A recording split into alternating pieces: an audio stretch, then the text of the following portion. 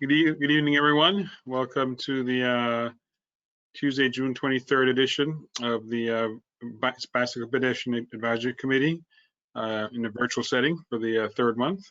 I'm going to go over a couple of the meeting rules of engagement, and then we'll go ahead and get the meeting started. Can you go to the next slide, please? Yes, on the screen you can see the rules of engagement. It's a public meeting, so it's being recorded. If you have any difficulties, please email or call Ivan Jimenez. He's the one doing our tech behind the scenes. So if you have any issues or if we can't hear you and so forth when you're talking, please let them know so we can work with you offline. As it says, everybody will remain muted during the various presentations, so there's not a lot of crosstalk. We're going to try to we will wait until the end of each presentation before we do any question and answer sessions, because it's because of the way this is set up. It's easier to do that way. If we were in the same room, then obviously when you can see each other, then it's easier for multiple conversations to go one time. But right now, because at the most you can only see maybe 6 people at one time on the screen, so you can't see everybody at one time. So we want to make sure everybody talks one at a time.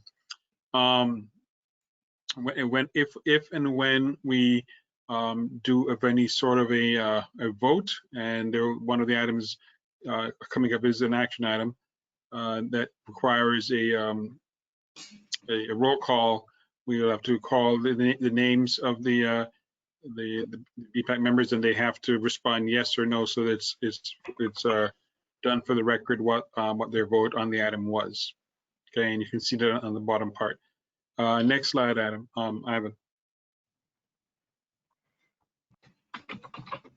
Right, here is the agenda.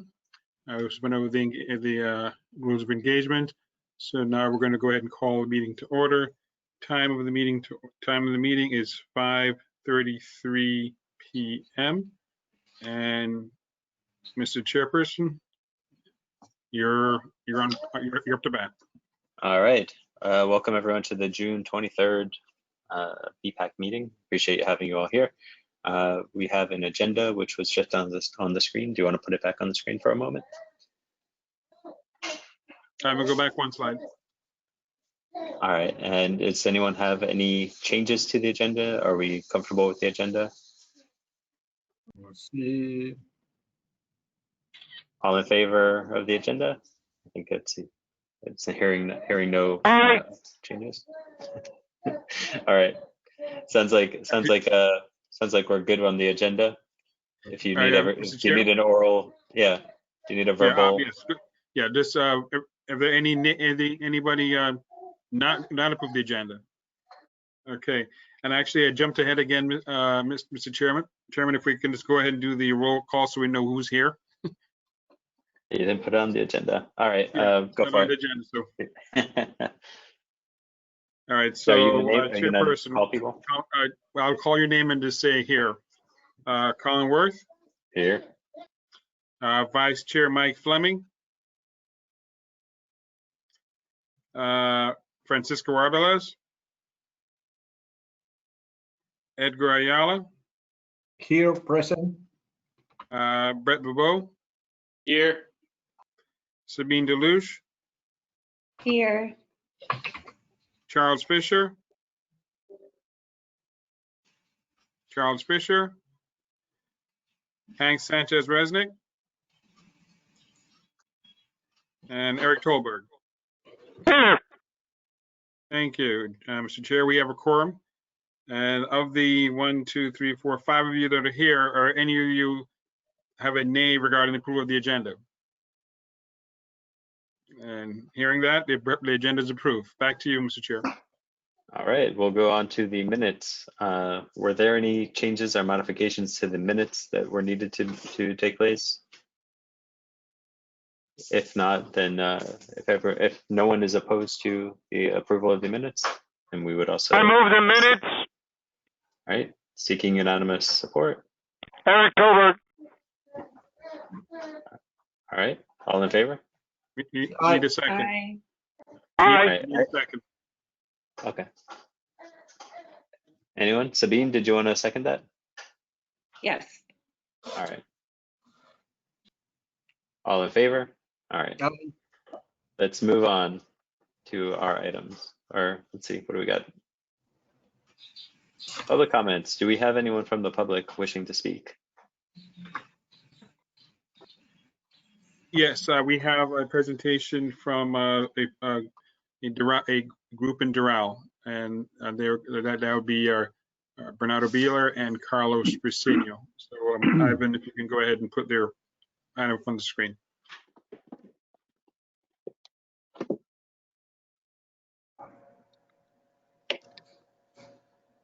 Okay. All right.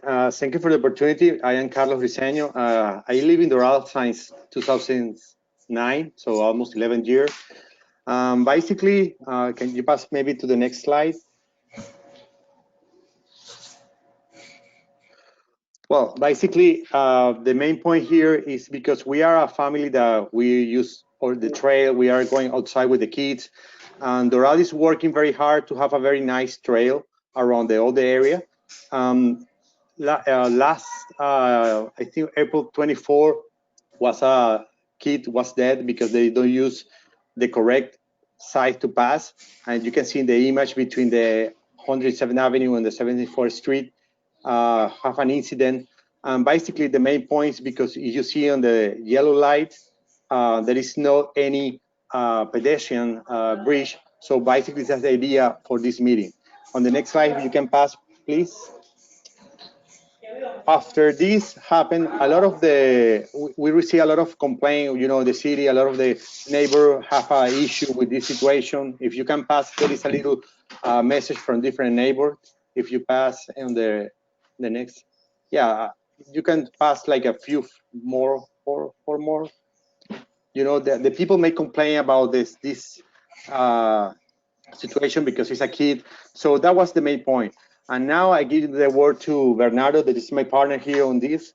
They come to have more information about this situation and how we can work and see if something we can do to have a better, you know, a better place at Doral.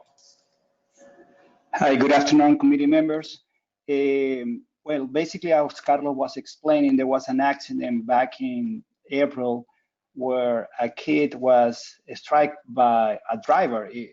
It wasn't the driver's fault. It was basically a kid that was crossing the street in a very heavily used street, which is Northwest 74th Street. And then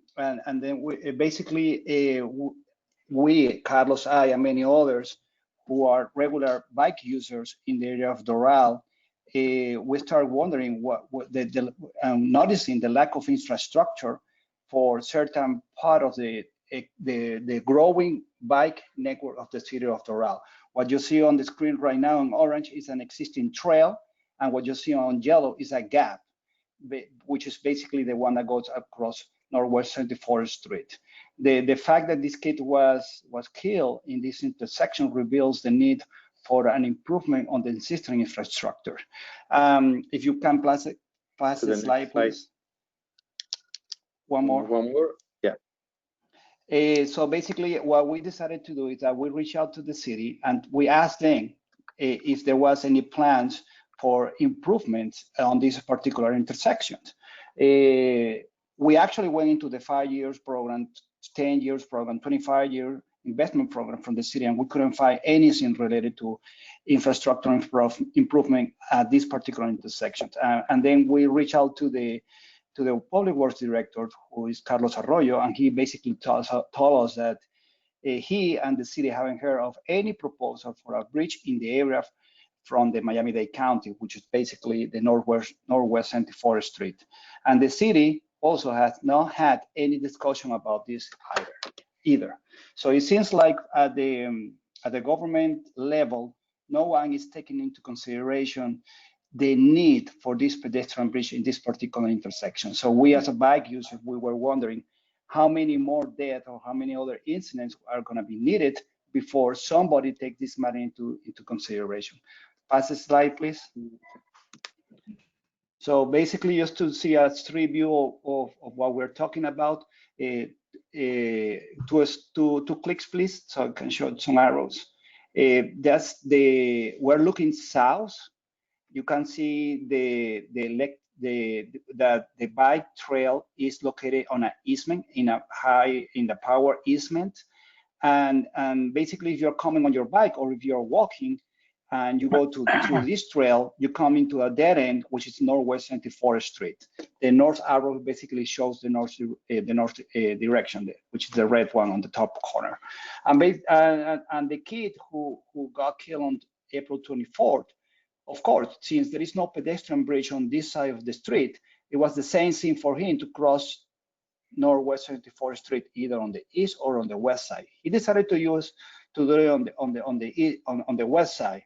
But it didn't really matter in which side of the street he was going to do it. At the end of the day, there wasn't any infrastructure that was going to be able to close the gap from where he was coming. Can you next slide, please? This is another street view that shows to click, please. That shows basically where the trail ends and where the trail continues on the other side. So as you can see, Northwest 74th Street, I'm sure that you guys are familiar with this one. It's a high density street. There are 3 lanes on each direction in addition to turning lanes and bike lanes. And there are a lot of heavy vehicles. This is basically based on my own appreciation. It's about 10 to 12% of heavy vehicles because of the large amount of warehouses in the rural area and the connectivity between Palmetto and Turnpike. So there is a large amount of heavy vehicle. Therefore, many people actually, they are discouraged to use the existing bike lanes along Northwest 74th Street exactly for that reason, because of the large amount of heavy vehicles. The median speed on this particular street, on this particular highways, is about 60 to 65 miles per hour. So cars over here are flying, and even though the trails are already built, there is a strong gap. Pass the slide, please. And what is going to happen is that some of you barely see any bikers actually trying to go from the south of the Northwest 74th Street to the north of the Northwest 74th Street. And basically, there is a lack of connectivity between residential areas, commercial areas, and educational areas. Next slide, please. Next. So this is an overall view of the existing bike network in Doral. We try to show on red the existing high schools in Doral, basically, which are main at same point of attraction for drivers or for commuters. And you see on the north part of Doral, there is the only public school in the whole city of Doral, which is the Ronald Reagan School. So even though most of the residential areas are in the central part of Doral, even though the trails exist, it is impossible for a kid or somebody who's younger than 18 years old or 16 years old to get in a safe manner, walking or riding their bike all the way to the Ronald Reagan High School, just because of that specific gap which we showed you before. Because crossing that intersection, Northwest 74th Street, walking or riding your bike is definitely a hazard. Next slide, please. This is a closer look, zooming into the area. In orange, you see the existing trail. If you continue north on the trail, which is a dotted green line, that actually was in plan, but has recently been implemented. In the top corner, that's where the Ronald Reagan, top left corner, that's where the Ronald Reagan High School is. So if you were living in the south or central part of Doral and you are trying to get into that high school, you probably are discouraged to do it just because there is that specific gap where this fatality happened a couple of months ago. Next slide, please. So this is an intersection that is under consideration. And I myself am an engineer, and I took the time to look at the Florida Pedestrian Planning and Design handbook from 1999, and on chapter 20, which talks about grade separated crossing.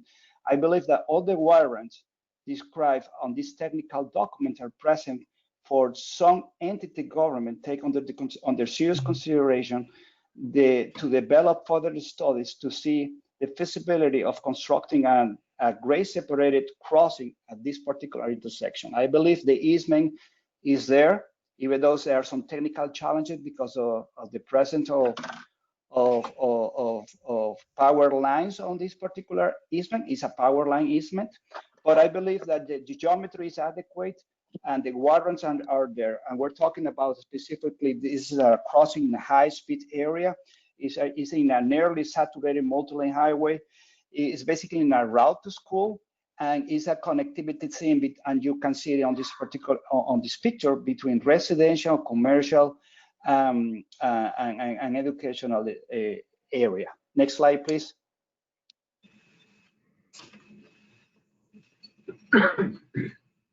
This is an area of the Northwest 74th Street. As you can see, it's very wide. It's close to 120 feet from one end to the other. And you actually can notice on the pictures also the power lines crossing almost exactly on the trail.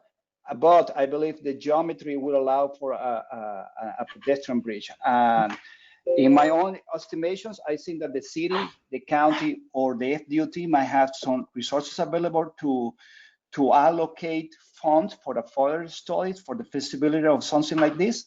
And the city, through a bond that they recently released, they have enough money to actually build something like this, just like exactly what they're doing on 41st Street, where recently they approved a pedestrian bridge, for which some of the funds were coming from Fdot, and some of the funds are actually were allocated from these bonds that is close to $150 million.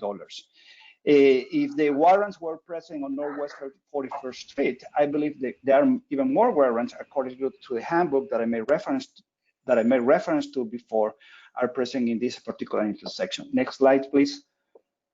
So basically, the purpose for us to be here today, it comes to one simple statement, which we're requesting a federal recommendation from the BPAC to encourage Miami-Dade County, Fdot, or the City of Doral to explore financial and technical feasibility for the construction of a pedestrian bridge in this specific location. A pedestrian bridge is specifically a grade separated crossing.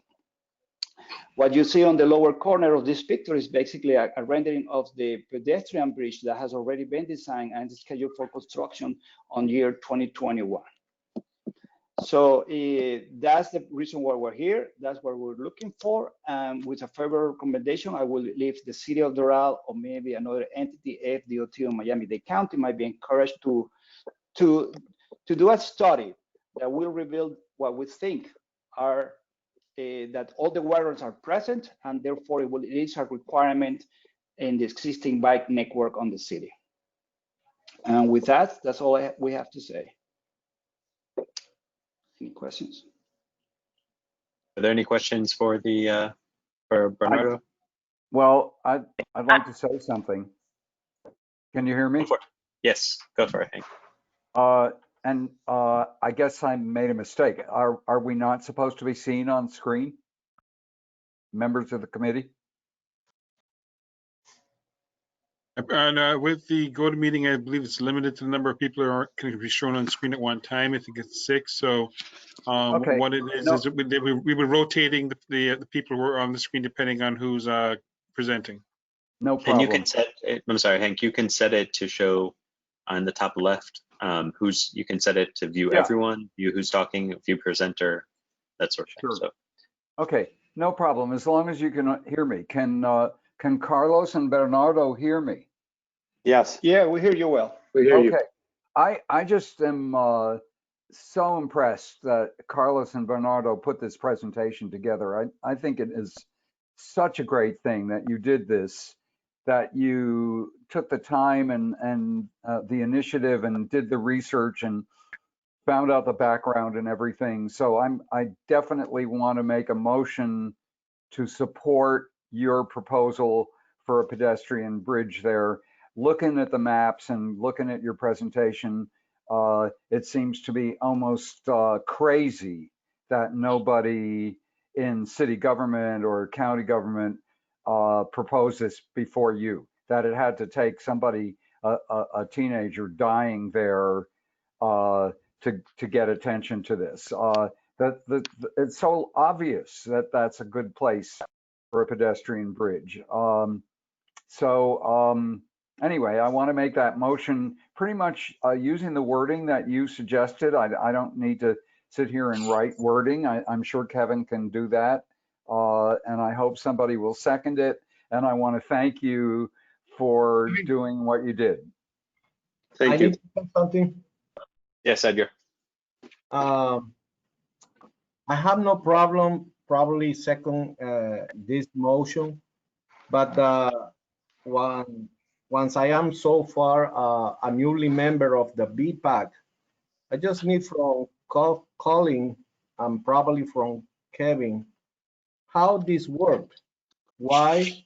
I asked because for Mr. Carlos and Bernardo, I am the vice mayor of Medley, appointed to this board, but this is a great initiative, and I will support you even from the side of the being a neighbor of the route. But normally, when something like this, sometimes we start or people start with the city. I need to know if you found like the city of Doral has any resolution supporting this idea. I need to know that because that is one of the we can say the first step sometimes when the city itself make the request to the county, because the way I see it, probably we have we can say intentions to support this, but I don't know, Colin, you can help me up to help these people in that. Edgar, if you allow me, yes, we did reach out to the public works director of the city of Doral, and we asked him, I think it's in one of the slides, we asked him if there were any plans or any talks or considerations from the city or any other entity that he was aware of. And he said, no, we are not thinking about it. And as far as I know, nobody else is thinking about it. Okay, that's what I ask you, because this is a serious and convenience thing for the resident of the route. But I know the mayor, J.C. Bermudez, and I know different council members.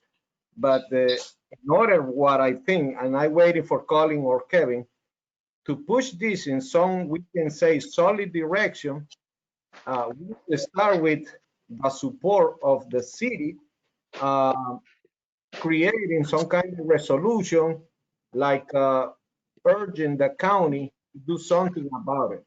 When that happens, it's gonna like a rolling ball, like it's gonna get to the county, and the county probably will get to the point like they need from us the support, and we can help you out more on that direction. So yeah, I understand where you're coming from, Edgar. It is, I guess, the resolutions that we take up are generally encouragement resolutions rather than, demands or telling municipalities what to do, and we don't have that kind of authority.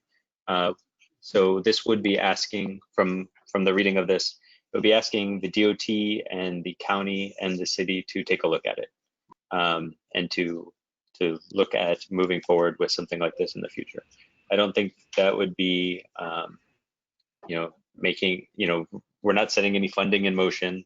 We're not, we're not setting up any requirements. We're not holding back funding or anything of that sort. It's simply an encouragement to further look at this or look into this. And I mean, I think this is a county and a state road, if I'm correct. And so it's probably being at least looked at from the state currently from a safety perspective. So this solution may be one of the things that the state comes up with later on. But I think this is a positive encouragement message to those agencies from the BPAC. And then to add on to that, one of the things that we're going to be doing with in the TPO fiscal 21 and our UPWAP is doing a complete street study. So things like this will obviously be part of our analysis and our recommendation. And so that way we can go look throughout the county for areas in which need safety and pedestrian improvement. And as Colin mentioned, DTPW and Fdot and so forth, they're the ones who would actually be doing the implementing of the project, not us. So this is basically just one of the first steps in the process so they know that the BPAC has provided their input and is recommending that this move forward. Hello, I Eric have a Colbert. question. This is Janet. Can I jump in now? Sure. Okay.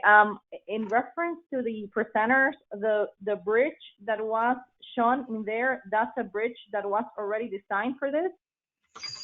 No, That's a sample bridge from somewhere else.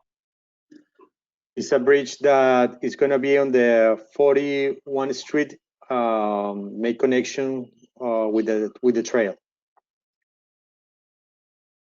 41st Street connection. And who's building this? I think it is because I see it's funded through the city of Doral, partially through the bonds that the city recently approved, which is close to $150 million. So Okay. I'm not completely sure, but I think the city is behind this project. Okay. I received this request through Kevin. I think it was last month. I was advised that you were going to be presenting because of that death that occurred. So I did some searching and I contacted the city of Doral, and definitely we have to work together, the city and the county, to do some type of improvements. And there is no money allocated for any of this at the moment, but definitely has to be at least initiated somehow so we get somewhere someday. I did contact the city, like I said, requesting mainly what type of requirements were placed on the city side to the developers once they approved that path and those developments adjacent to 74th Street. That's one of the things that I wanted to look at. I haven't received a response from the city yet. The good thing is that the signalized intersection that's close to there, it does have pedestrian features and it has crosswalks. And according to the police report that I have, that is where the death occurred. And it occurred at a signalized intersection.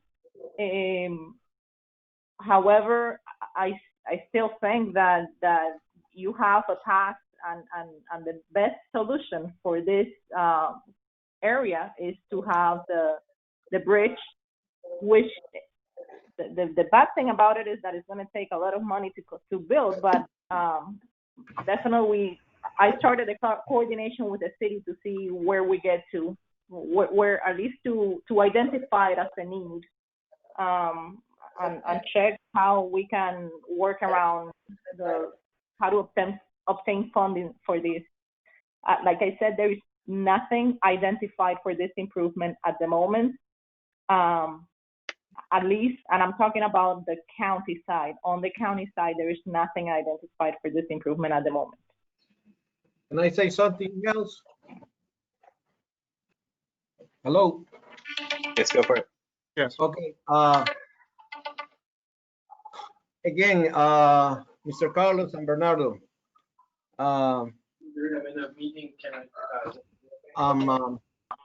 My behalf, we can support this, but knowing how things work, in order to get to that point, to get another bridge, if this one is being approved for 41st Street and 107, that kind of bridge, what I noticed on that kind of bridge is, you know, protected on the side, roof.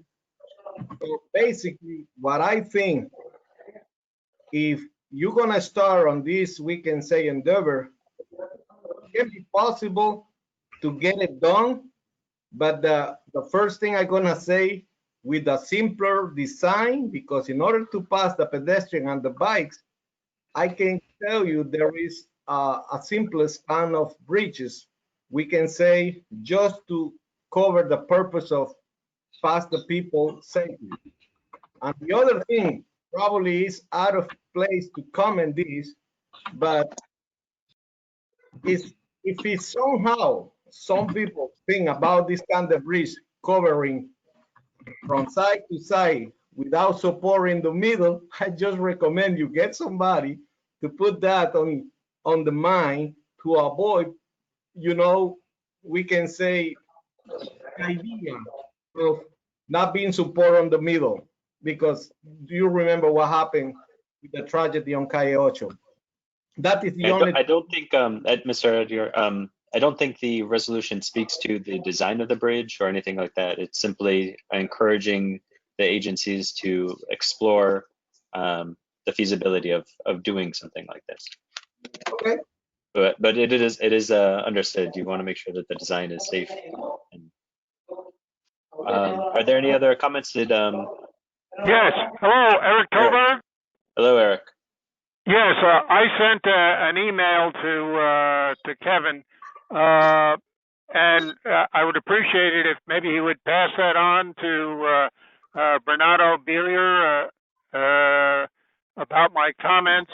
Let me run through them real quickly. I attached a map of Northwest Miami-Dade County bike facilities to give regional context. Note that the Palmetto Metro Rail Station is connected to the location by bike lanes. And so this road is actually a focal point of people commuting from Doral. I said the bridge should be a through truss so the ramps can be lower and hence shorter. The ramps to the bridge should run along the path so there are no sharp turns in the ramps. There should be a sidewalk so path users who wish to travel along Northwest 74th Street can cross if they can do so. I said stairs should be provided so pedestrians can easily cross the bridge from the sidewalks. And finally, I agree with the other speaker. Emphasis should be on making the bridge structurally sound rather than a signature bridge that collapses during construction. Thank you. Thank you. Thank you. All right, anyone else? Yes, I made a motion and I don't know whether it was seconded or not. I don't know what happened to it. I don't think I we're gonna second. say The second. Who seconded it? Eric Tolberg. All right, Okay. Eric. Is there any further discussion on the first and the second of this? All right, call the order. Kevin, do you want to? Yes, all right, so we have Chairperson Worth. Aye. All right, okay. Fleming. Arbalez. Ayala, obviously second. Nebo. Aye. Deluge. Aye. Member Tolberg. Aye. Member Sanchez Resnick. Aye. And Member Rosanna Moda.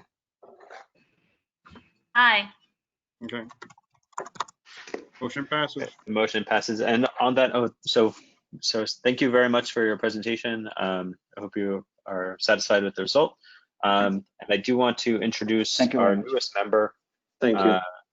Thank you. who is the last voter, Ms. Cibeles Rosada Mota. Did I say that right? Yeah, that's fine. All right. Well, welcome to the BPAC. Do you want to introduce yourself and say anything? Yes, thank you guys. Apologies for a little delay. I had a little trouble with the technology, but thank you for having me. Thank you for allowing me to participate with you in making, this city a better city through transportation planning. And I am looking forward to keep assisting and coming to these meetings and helping out in whichever way I can. And again, thank you for having me. Thank you very much. All right, member reports. Is this you, Kevin? Yeah, member reports. Tú te saliste, ¿no?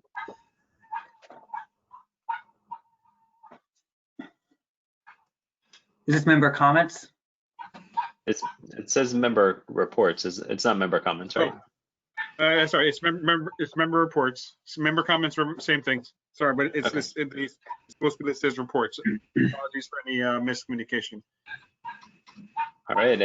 Anyone want to go first? Yes. Herr All right. Goldberg. Go for it. I sent my comments in. Let's see.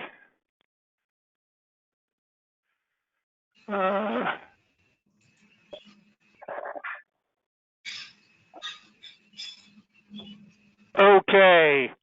I checked out the Chrome Path last Sunday. All the places that I had reported problems from Southwest 136th Street to 1900 feet south of Southwest 232nd Street have been fixed. The current path goes from 8th Street to 232nd Street, which is 14.9 miles.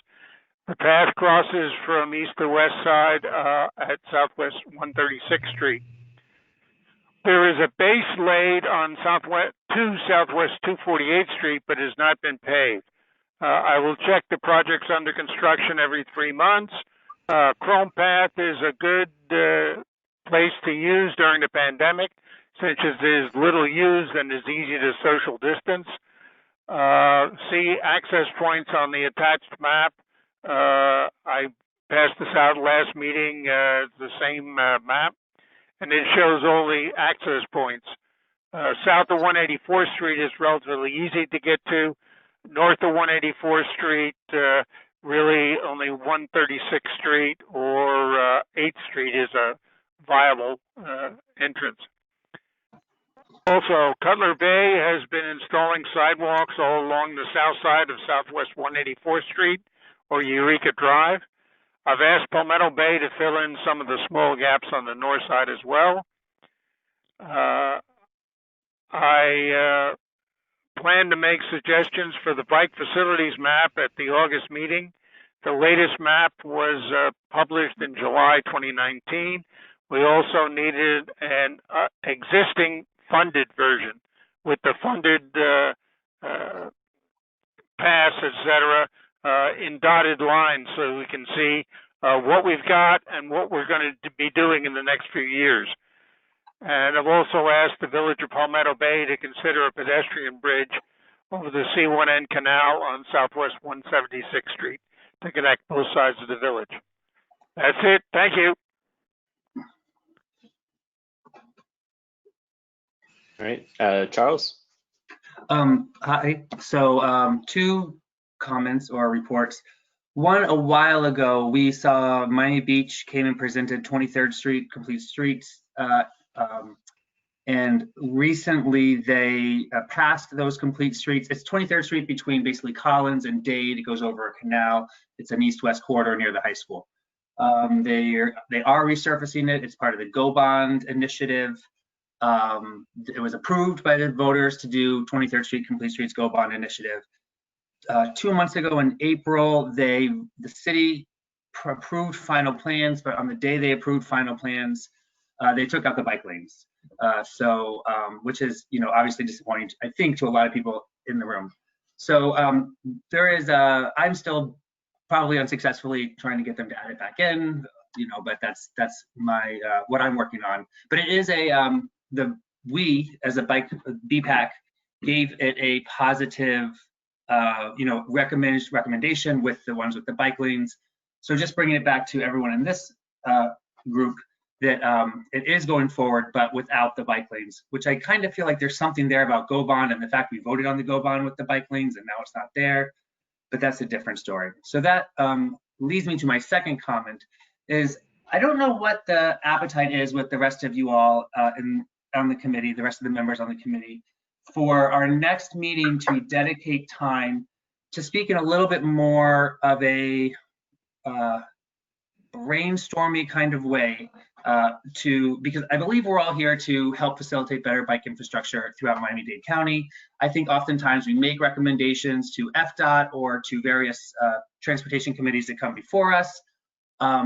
I've been to a couple of the TPO meetings, the actual TPO meetings before quarantine started, and sat through a few of them just to kind of understand, just so I can understand the process better.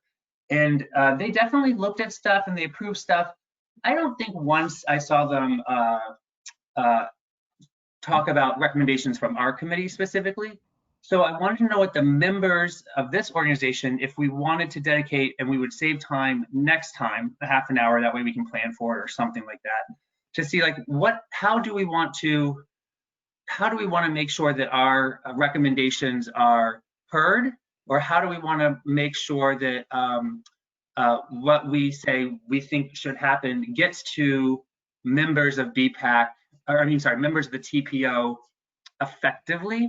So I guess I would leave it there. I don't know if there's appetite to kind of speak in a little bit more of a informal manner for a half an hour next time, where we can all kind of plan, okay, this is what we can do as a committee, this is what we don't do as a committee, this is what our goal is, this is not what our goal is.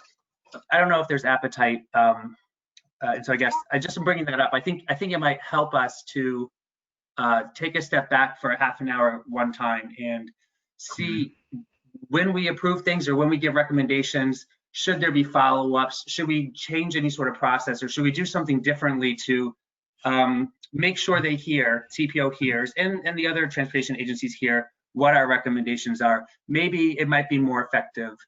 I don't know, but that's an idea out to the group.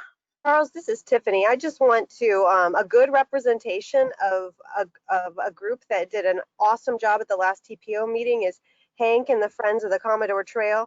They did an excellent job. They came out in numbers to the TPO meeting. There was lots of representation. So I just wanted to applaud Hank and the Friends of the Commodore Trail. And I think that when we show power in numbers and then we have lots of community support, that's when things can really get accomplished. Yeah, that's great. Now, that's great, Tiffany. Oh, go ahead. Sorry, Kevin. One thing in the past, at the TPO board meetings, they've had times where a representative from each of the advisory committees, BPAC, CTAC, TARC, whatever, would go up to the dais and provide not so much a brief report of what's going on, but if there was anything they were trying to make known or get across, they would do it that time. That's not something that's a regular item on the agenda, I believe. But that does not mean, though, when they go to public comment, that if the BPAC wants to have somebody go and talk, of course it would have to be most likely the chair or the vice chair, not just anybody saying represent the BPAC. It has to be that, and say expressing whatever viewpoints that you may try to get across. But I know that's been done in the past, most recently by the chair of the CTAC. I think it was last year. I can't remember what meeting it was at. So I think that's great. I think that's a great idea. I was trying not to have the actual conversation now, but curious if we want to say that on the next meeting, we can dedicate a half an hour. Maybe that way other people who are going to be presenting maybe present at a different time or something like that, where we can plan for it a little bit better. Happy to have the conversation now. I didn't want to derail it just kind of out of the blue, but I wanted to put it on this group's radar. And Tiffany, I think what you said about Hank's Friends of the Trail is a great idea. They're just a little bit different in the fact they're an advocacy organization versus us as a member of the TPO. So I don't know if The model works exactly the same, though. You know, I'm happy to try that as well. But anyway, is there appetite to have kind of a more in-depth conversation at our next BPAC meeting? I guess Hank. Yeah, I have appetite for that. Thanks, Tiffany, for that support.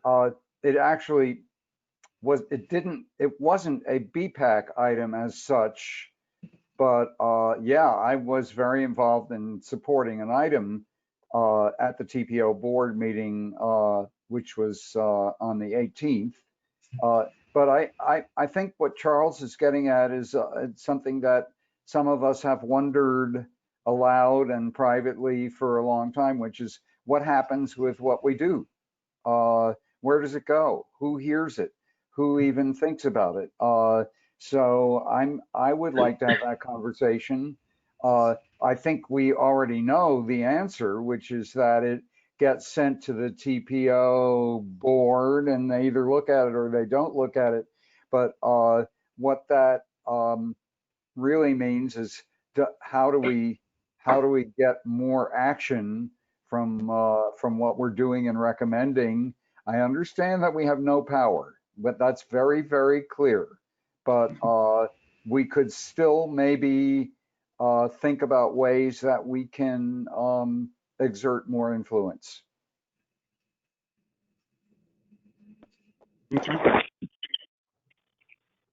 I have another comment, Kevin. This is Janek. Also, is it a requirement for the cities to also provide updates of their projects or present their projects to BPAC? Because I'm showing the projects on behalf of the county for county projects, and FDOT does it for FDOT projects, but the cities are not. I don't think they're represented, and these examples that we just saw now would have been a perfect example if the time when they came to do the path, if at that time they came to here to this meeting, I'm sure that bridge would have been a request from the board. No, the cities aren't required to come by any of the advisory committees. However, some cities, for example, Miami Beach, among ones, are very a lot more active in it. And they want to run their projects through committees such as this to get input from advocates and so forth. So you know, basically they get as much knowledge as possible as for their project. But we don't have the various cities, whether it be Coral Gables or Hialeah or anything, coming through the BPAC as part of their project or process. I think Miami Beach did come. That's not within the way the bylaws are set up either. I've got a live picture of Coral Gables coming before us, and then us recommending all the things that they kill because they are such an anti-bicycling city. And I've got a live picture of that, how we would have handled Alhambra Circle. That they probably would have tried to get us abolished. So Colin, I don't know if you want to take.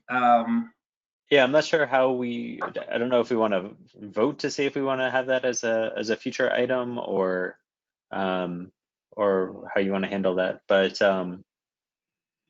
I mean, I think it's an existential issue where we need to figure out, you know, what our, you know, we know what our intentions are to make Miami safer for our bikes and peds, but you know, the actual follow through, you know, it's kind of limited. And so, you know, do we want to have members attend the TPO meetings as public and speak on any resolutions that we pass with the 2 minutes that we have, or as individual advocates or representatives of whoever we're serving at the behest of? You know, I think I would really be in favor of that, but I think Kevin said that the only people who can represent us at a TPO board meeting are the chair and vice chair. Did you That's say the only that? people that can represent us, but it doesn't mean we can't speak. So everyone has an opportunity to speak at the meeting, so long as they get on board. And you can represent yourself as a member of the TPO. Or I'm sorry, it's the TPO BPAC. Wouldn't it be better? Wouldn't it be better if well, Kevin, is there some rule that to actually represent the BPAC, it's got to be only the chair or vice chair? I thought about that as soon as I said that, so I'm going to have to, I will get back with you all after I do some research with our boards coordinator as to what we have talked about that before. Procedures on that. Yeah, we have spoken about that talked about it, but I do not recall the specifics, and I don't want to put on video record saying, yes, this can be, and then it turns out it's not. I think this is Eric Tolberg. Hello. When I was chair, I sometimes gave a 2-minute synopsis of what the BPAC was doing. We could reinstitute that. Also, I've represented to various councils, the Board of County Commissioners, and the TPO as an individual, because I was concerned about a certain issue. Thank you. And I will say there's limited effectiveness of using our 2 minutes. You know, I think you may, if we each individually speak to our representative on the TPO board, you may have more luck in actually accomplishing something, because typically they get it in a sheet that says these are the items that pass the resolution, and you know, if they even look at it is surprising. So, but I think checking in with your member, letting them know the items that are hot that have come before the BPAC and that they'll be voting on, maybe a little bit more effective. But I think, Kevin, and do you want to do a quick vote just to see? It's not a resolution, but a vote to see if we want to take something up for, I don't know, a little while at the next meeting. All right, so I'm going to go of the members here. Which ones of you are going to vote yay or nay as to having a agenda item specifically for the machinations of the BPAC and and so forth? All right, so really quickly, this is Sabine. Go ahead, Sabine. Hi. Yeah, I just wanted to say, I know that I think we usually take recess for July, so I just wanted to point that out. If we do say next meeting, it would be August, unless we decided to do this, you know, in July, maybe in lieu of taking a recess. Correct.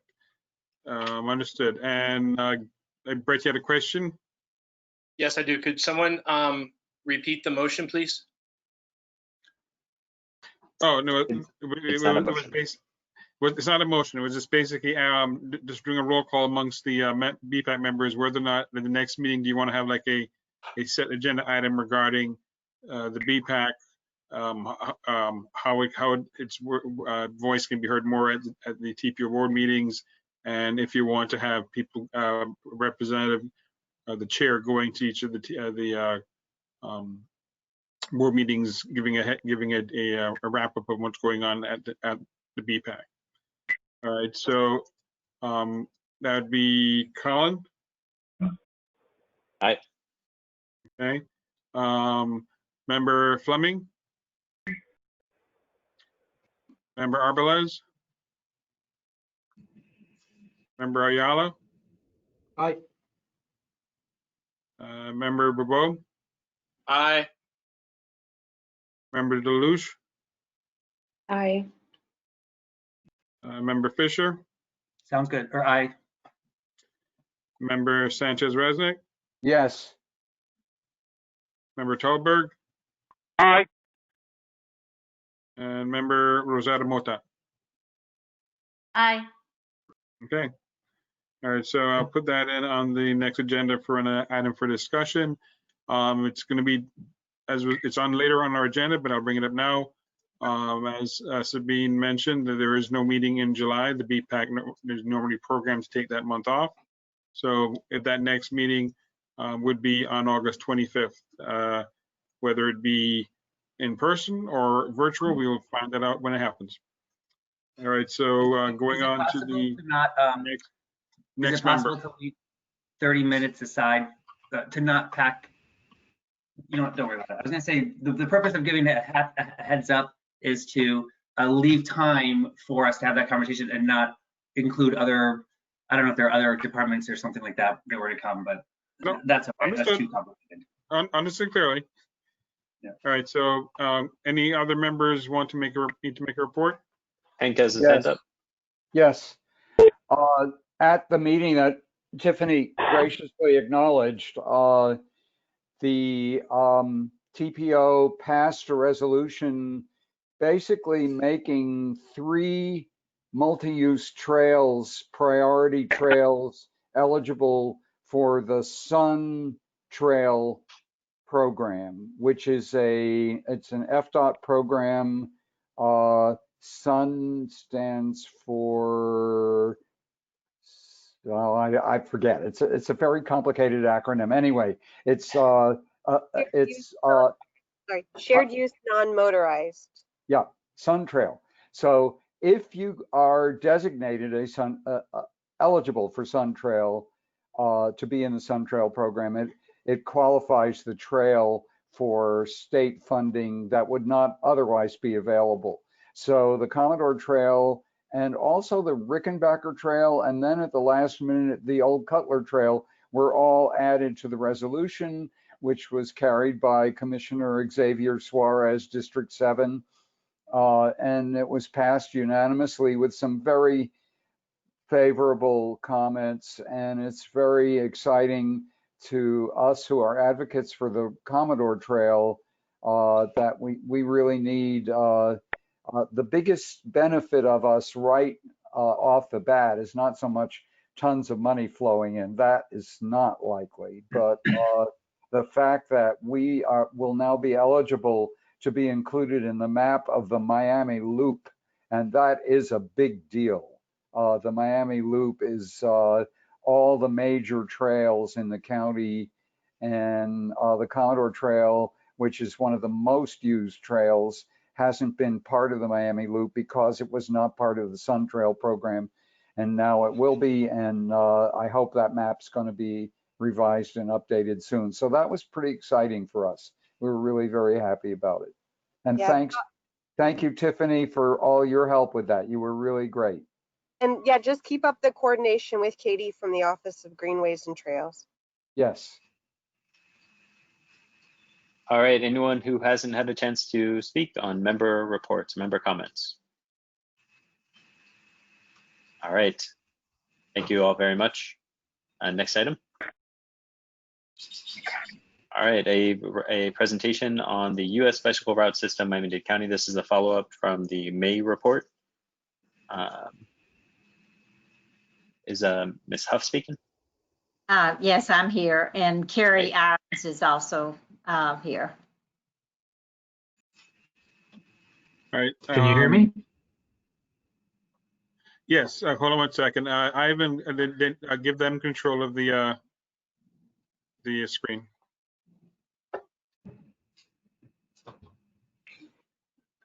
Hello, Gavin. Who am I providing control? Which one do you want to go first, Carrie or Patty? Carrie, we'll go ahead. Okay, give it to Carrie Irons.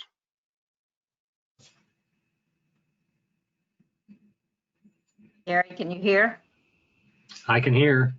Okay, do you want to go ahead and start? Yeah, just a quick recap. So at the last meeting, we reviewed the US Bike Route 1. We got a fair bit of input on possible changes to the route. We've incorporated those. So I'm not sure, am I in control of the presentation? No, I think you'll need to just tell them to start. Okay, whoever's in control of the presentation, forward it to the page with the map.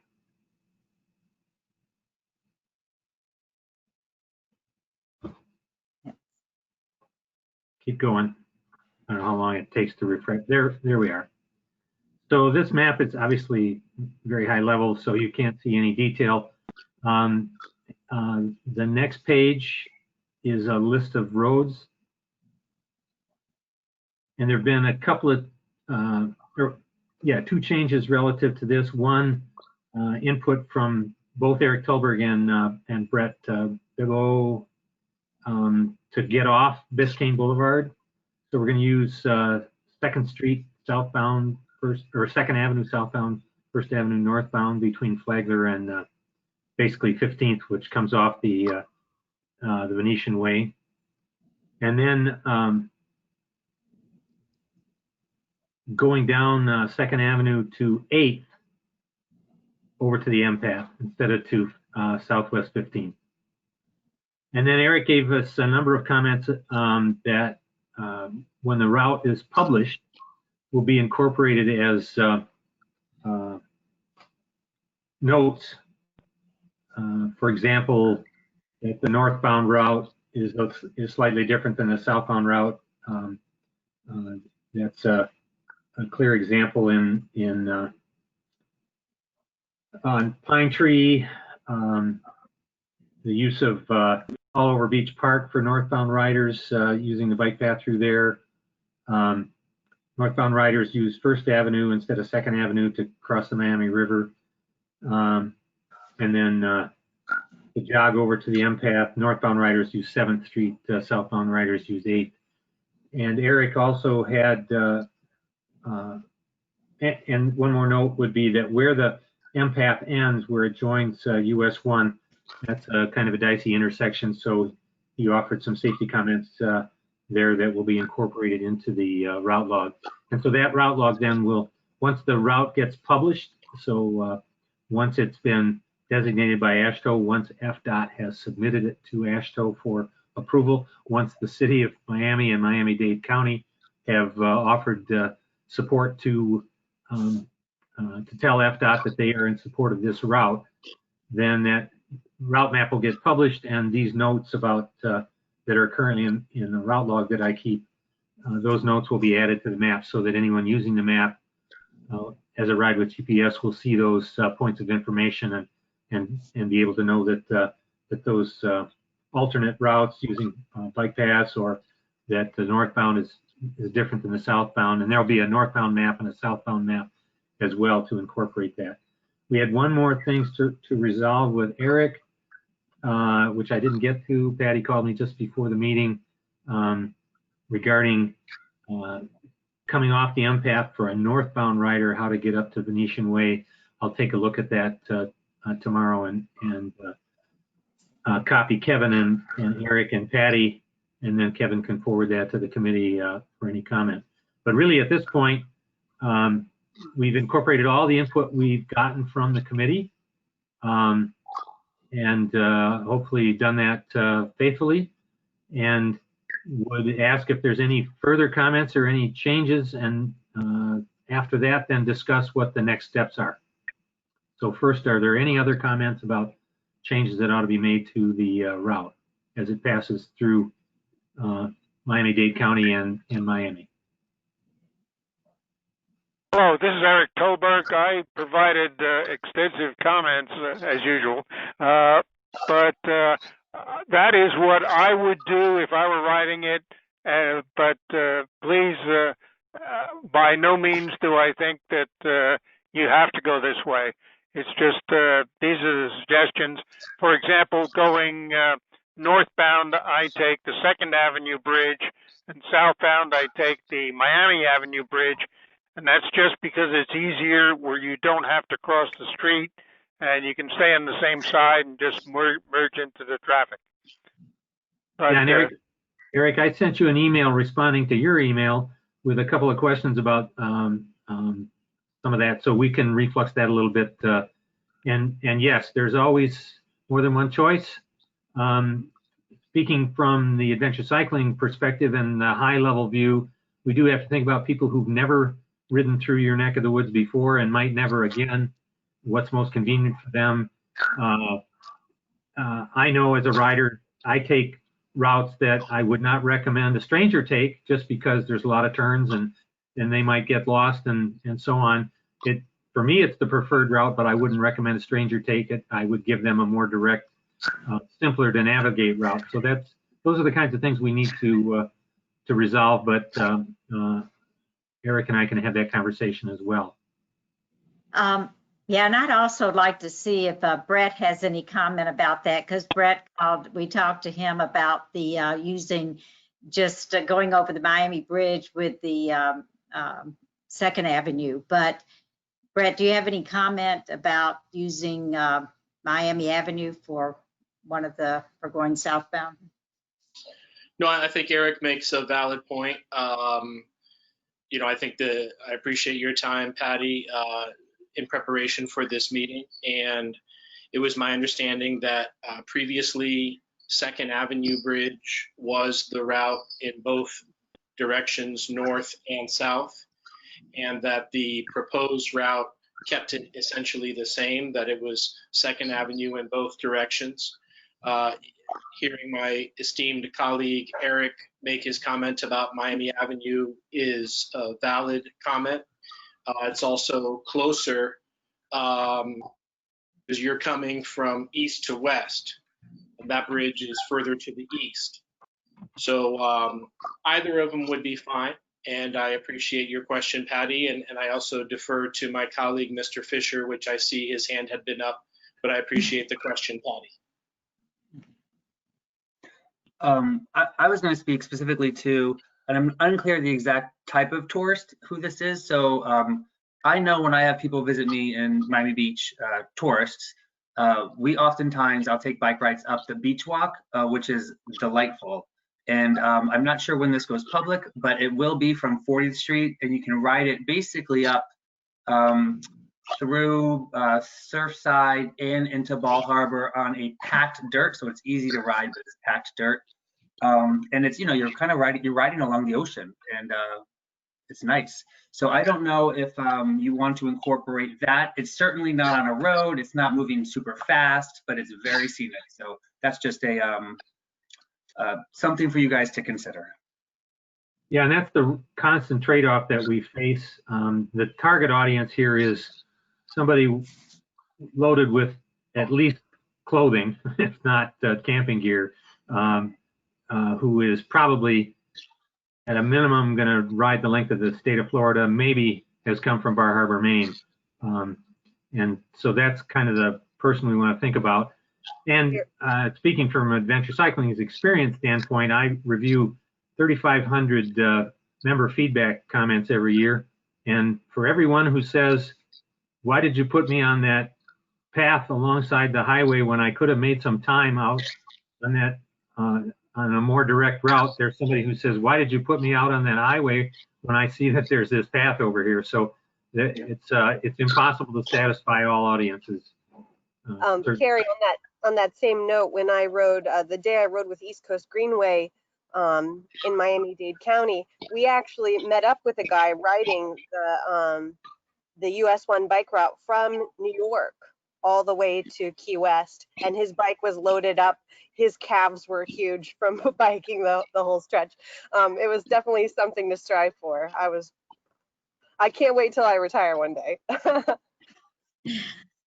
Yes, and I rode that same way. Eric took me a couple of years ago, or a year and a half ago, took me along that Atlantic Greenway, and it was absolutely beautiful. So there were a lot of pedestrians, and there were a few bridges that weren't passable, but it's a beautiful ride. It's one that I really enjoy. So but I think for the long distance rider, I agree with Carrie. My husband and I do long distance biking, and we generally stick to the roads rather than the separated. I mean, we like separated pathways, but if it's got a lot of pedestrians or dogs and things, it's you know, it is a little bit harder.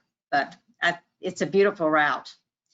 And I just wanted to comment that I did hear we really appreciate Kevin getting me in touch with several people, and for the comments from Brett and Eric and anyone else.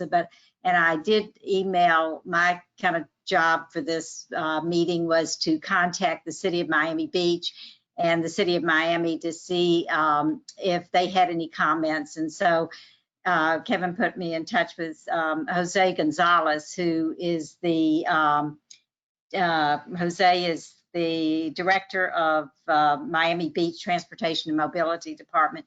And I don't know if he's on the line or anything now, but he came back with some good comments. He said that they did not have any particular comments on the route, but they wanted me to be aware of the Atlantic Greenway, but also noting that a couple of the roads, Pine Tree and Dade Boulevard, are county roads, whereas 63rd Street and Greek Drive are under FDOT jurisdiction. So the important thing is to make sure that we just have the approval of, once your committee approves of the route, that we have the approval of all the jurisdictions, and we're making that connection. And then I also communicated with Colin about the city of Miami. Any other comments? This is Eric Koberg. One point I would like to make is maybe you could have a direct route and a scenic route. I realize that it would be too complicated to mark and things, but people should know what's available. This is the direct route, and you know, you can go fast, but you'll be on busy highways. But you may want to take the beach path and take some time to smell the roses. Thank you. I think we can accommodate that with notes in the route log. I think that's the best way to do that. Very good.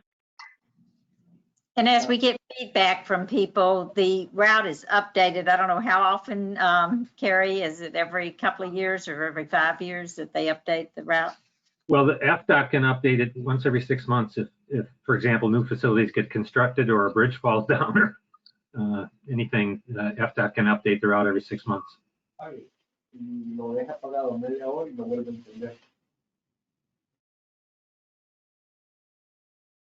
Colin, I see your lips moving, but I don't hear any voice. You're muted.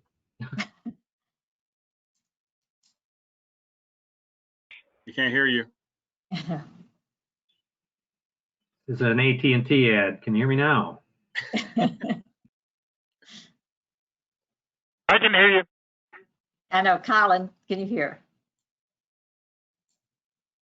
No, we cannot hear you. You want to double check Colin's hookup, Ivan? I have one more thing as we get Colin up and running that you guys might want to look at as well. The 63rd Street Bridge is rough to ride across and uncomfortable in Miami Beach. You might want to consider just going straight to Collins from Dade Boulevard and then heading up north that way. I know that I avoid the 63rd Street Bridge because it's tight and it's full of traffic and it's dangerous. So that might be something. Could you repeat that alternate to the 63rd Street Bridge? Yes, sure. It was, let me pull up a map. So instead of going, let me look at your thing here. I'm going backwards because I'm heading north because that's how I know. Dade Boulevard, instead of Dade Boulevard to Pine Tree Drive, I think it makes sense to do Dade Boulevard to 23rd Street. Unfortunately, there's no bike lanes there, but it's 2 blocks and not as dangerous. Thank you, Miami Beach. And then head north on A1A for those blocks, for however many blocks that is, from 23rd Street up to, and you eventually get to 63rd Street, where you would have,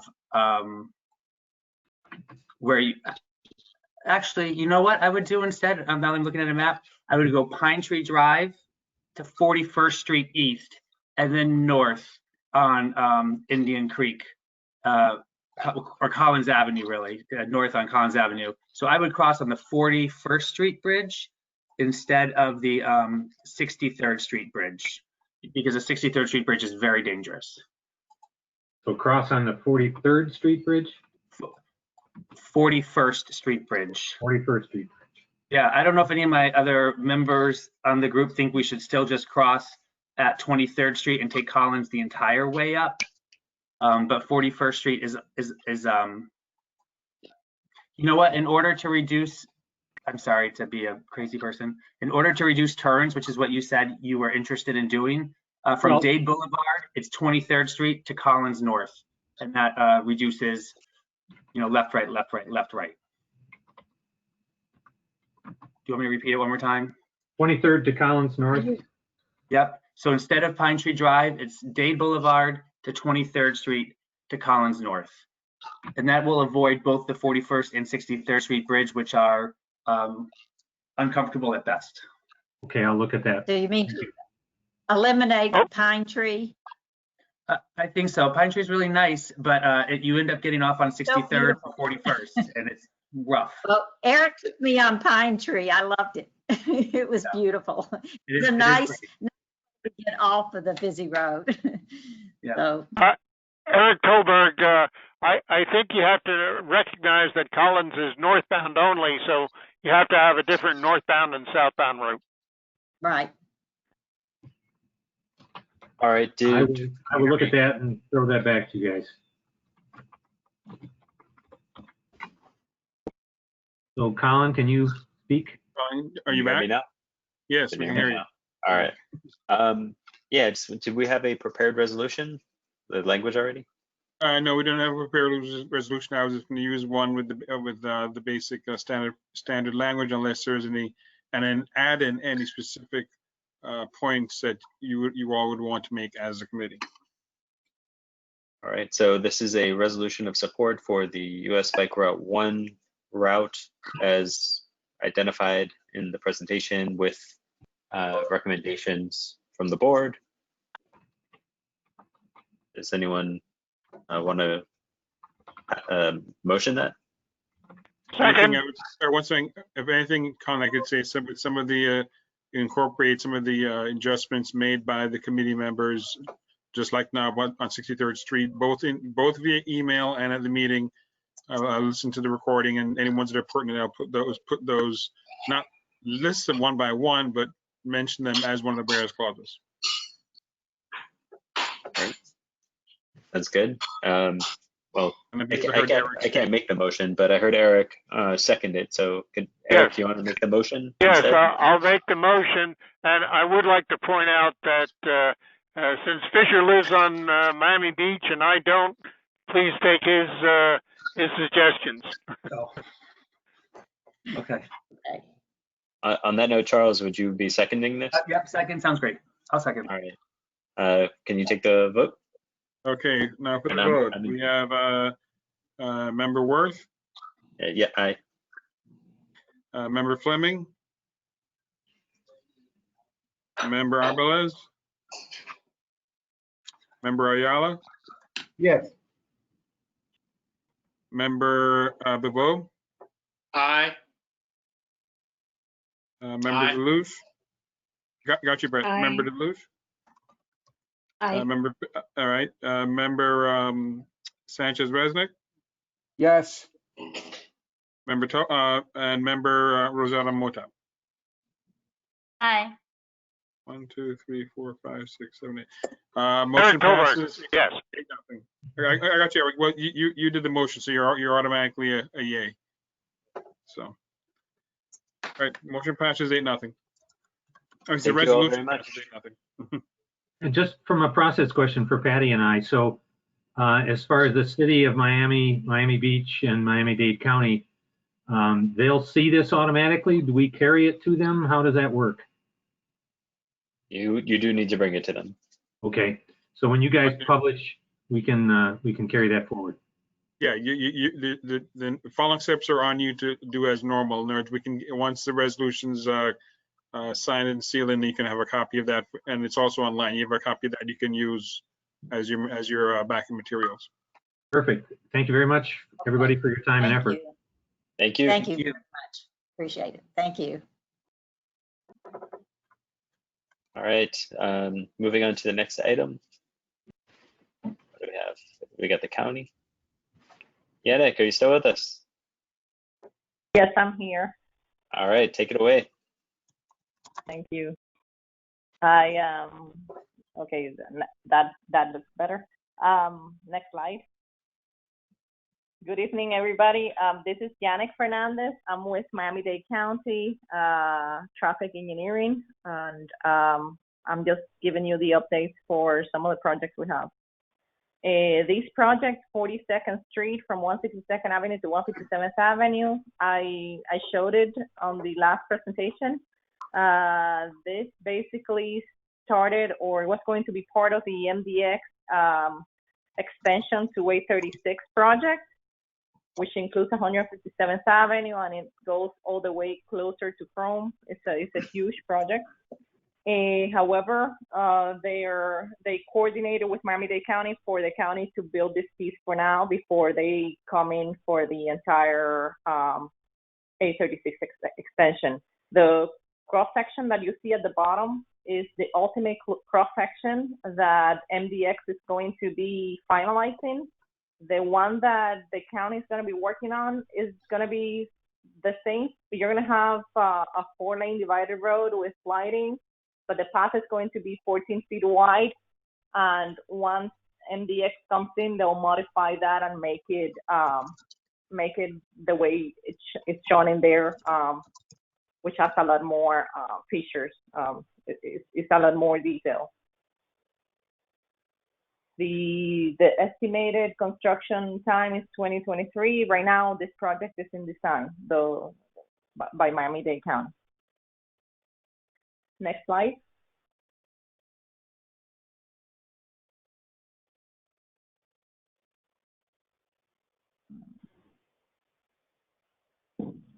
Next one. Hold on, because I have a lag on the screen, and it takes some time for it to refresh. Hold on. Okay, 97th from 58th to 70th. I included these two projects because Colin asked me to bring these projects up again.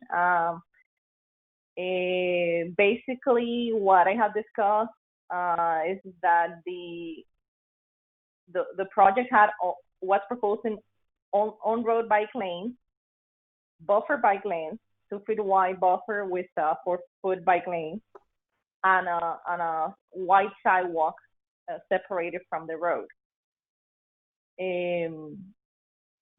If you go to the next slide, which is kind of like the continuation of 97th from 52nd to 58th, you have a similar typical section in the sense that the project proposes on-road bike lanes with a wide sidewalk separated from the road. I'm not sure whether you want to ask some questions at this moment, because Colin, you asked to bring these projects back to the board. Do you have any specific questions on them? Oh, just looking at this, the typical section seems different than the road layout. Am I reading this? Yeah, it doesn't look like a buffered bike lane. It looks like a single line. Is that? Not for this one. This one you don't have. You don't have the 2-foot buffer. On the other section, you have buffer bike lane. On here, you have 4-foot and a separated sidewalk, wide sidewalk.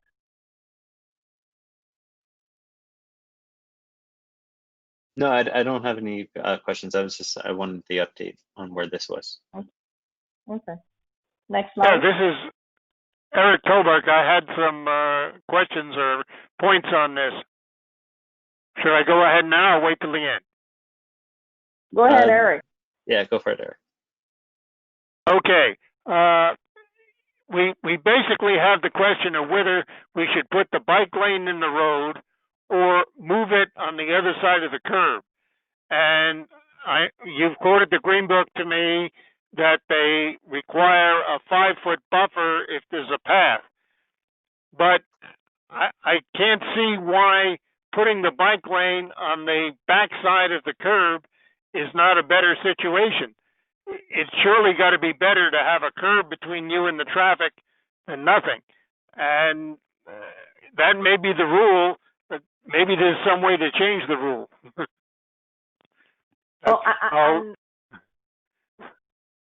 And we're working with Fdot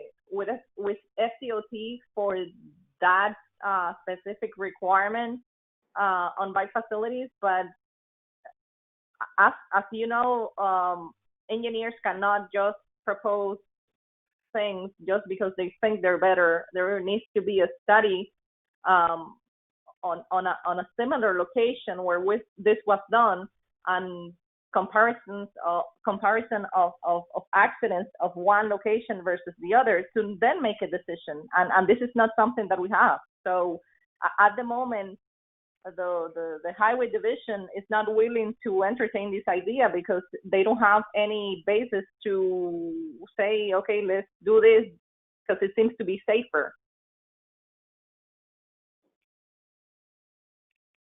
Okay, as long as you're trying to do something on it, it just, to me, logically does not make sense to put the cyclist next to the traffic rather than on the other side of the curb. Yes, the car can go over the curb and hit somebody, but it's certainly a lot more likely that a car is not going to drive over the curb than for them to just go across a stripe.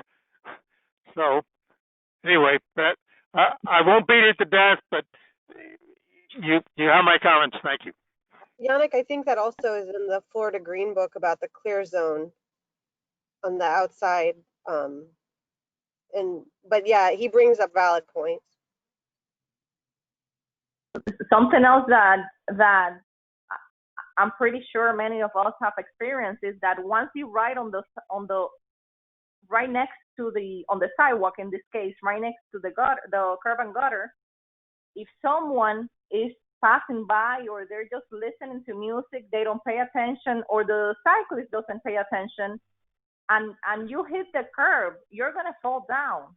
It's, for me, the way I have experienced that example while riding on the sidewalk, even though you're going to have an extra space on the sidewalk, you're still going to have the sidewalk next to the bike lane. And for whatever reason, the cyclist gets too close to the curb. I mean, I think it's a dangerous situation unless you have, and this is, I'm pretty sure, the reason why the Green Book requires a separation, because you're very close to a drop-off. Yeah, so I appreciate the concern about that, but I really don't think that's like a major problem that cyclists are falling off the curb very frequently. Well, I really don't know because I don't have any basis on a similar example to see what the issues are, or maybe it's just a perfect solution, but I really don't know. I cannot speak on that behalf, but based on experience, when you have, for whatever reason, there is a sign in the middle, there is a pedestrian crossing, there is the cyclist, whatever, needs to get away from the right-of-way line, you know, and you get too close to the curb, for me, that is an issue. But regardless of that, the highway engineering, the engineers, the consultants cannot propose something that is not already approved in the Green Book. And this is something, again, that we are working with DOT for the update of the Green Book, but there is nothing solid on it yet.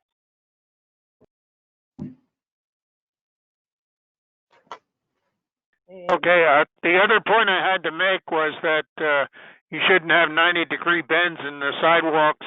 I think you've addressed that. We see so often sidewalk design where they make 90-degree corners, which doesn't really make sense. It would make sense to have it transition smoothly from one right away to another. I totally agree with you. On that, Highways is already aware, and they have accepted the comment, and they will be addressing that. Eric, did you want to make a motion for your suggestion, or no? I don't see any point at tilting and windmills. I just would like them to look at the overall safety of the two different ways of doing something, and as a cyclist, I would prefer to have a curb between me and the traffic.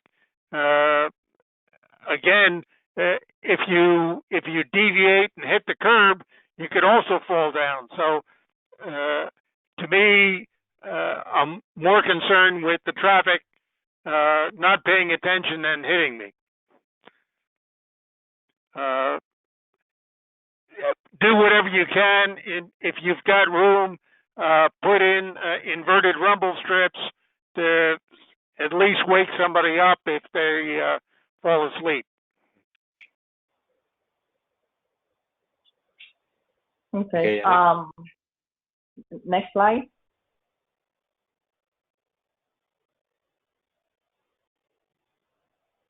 This is basically the same project, just the typical sections in there. Next slide.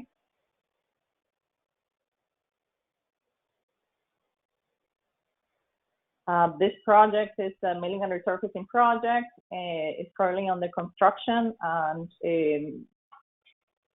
for whatever reason, I think the screen hasn't refreshed yet because I see the same title for it.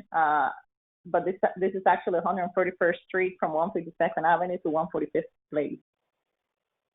I'm not sure if you see the title. But anyway, this is a milling and resurfacing project where buffer bike lanes were added to the entire length with green paint at the conflict points. The green paint is recommended and is part of the plan. We are having some issues, as you know, the green paint that is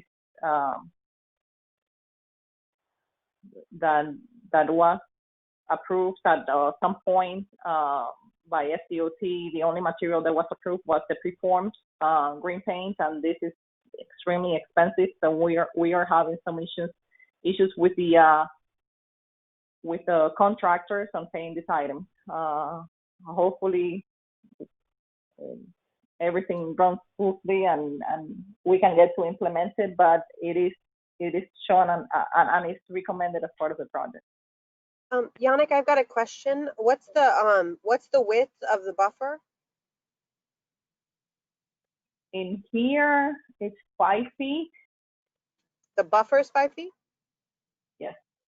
Yeah, because it looks and Mike, the thing I hate to see is when someone takes advantage of a wide buffered bike lane to use as a vehicular lane to get around traffic. Is there any features, perhaps in-ground rumble strips or not, I guess not in-ground, but anything to deter vehicles from using that? In here, we do not use the delineators because they are due to maintenance. We did a cost estimate for the possibility of installing concrete separators the same way that it was done for 211th Street. However, we were not able to obtain funding for that. So the project remained as just a simple milling and resurfacing project. Until funding is allocated, we won't be able to implement a concrete separators. Yes, in the email I mentioned that the buffer on the north side needs to have green paint where the dotted line is, so that automobiles don't think that's a place to turn. And there's also the possibility of putting RPMs in the buffer to discourage cars from driving on it. The issue with the RPMs is we do not place them in residential areas, and this is a residential area where you're very close to houses because of noise pollution. Yeah, it can't be within like 600 feet or something of a residential property. I still think, I know it has a higher maintenance cost, but I mean, at some point I have a feeling that you're gonna have to go out in and put them in anyway, but the flexible delineators might be the only solution. I know that it would potentially have a higher maintenance cost, but I just have a feeling you might be going back in and putting them in to deter people from using that as a vehicle lane. And not only a high maintenance cost, but also it's another hazard to the cyclists, because since they are not constantly, there's nobody goes there to the field every single day to see if they're still standing. It can, if they fall down, it goes to the bike lane, and it's another hazard. So that's why we have decided to avoid, the county has decided to avoid the lineators as much as possible. The one solution, I think the best solution for this project will be to have the concrete separators. However, at the moment, there is no funding for that. But that is something that probably wouldn't be an extremely high cost to go in after the fact. Right? Is that what you guys are thinking? For the concrete separators? Yeah. Like, is it going to be substantially more than if it would be integrated into the project? If you do it as part of a separate project, it's always going to be more expensive because you have to pay everything. But at the moment, we don't have the funding to do the extra cost for the concrete separators, so we cannot implement it. The only thing we were able to do, this was going to be a milling and resurfacing project, so it was going to happen either way. So we took advantage of it, and we said, okay, let's improve the bike facilities in the area and do this. So regardless of the bike facilities, the pavement improvement was going to happen. However, there's no funding to do a lot more. At the moment, we do that. The good thing about this section is that it's a very residential road. For whatever reason, it was over designed, and that's the reason why we're doing the lane reduction at the moment, because it's not utilized. The number of lanes are not needed. So that's the best. That's one of the good things that it has. This road also that ends all the way to the west. It's not a major arterial or anything like that. But we did what we could with the funding we had and with the contract we had. No, Yannick, and I really appreciate it. And I love it. I mean, I love the project. I'm just just looking at the best option. Yeah, I mean, I agree. I'm in total agreement to what you're saying. It's just that we have to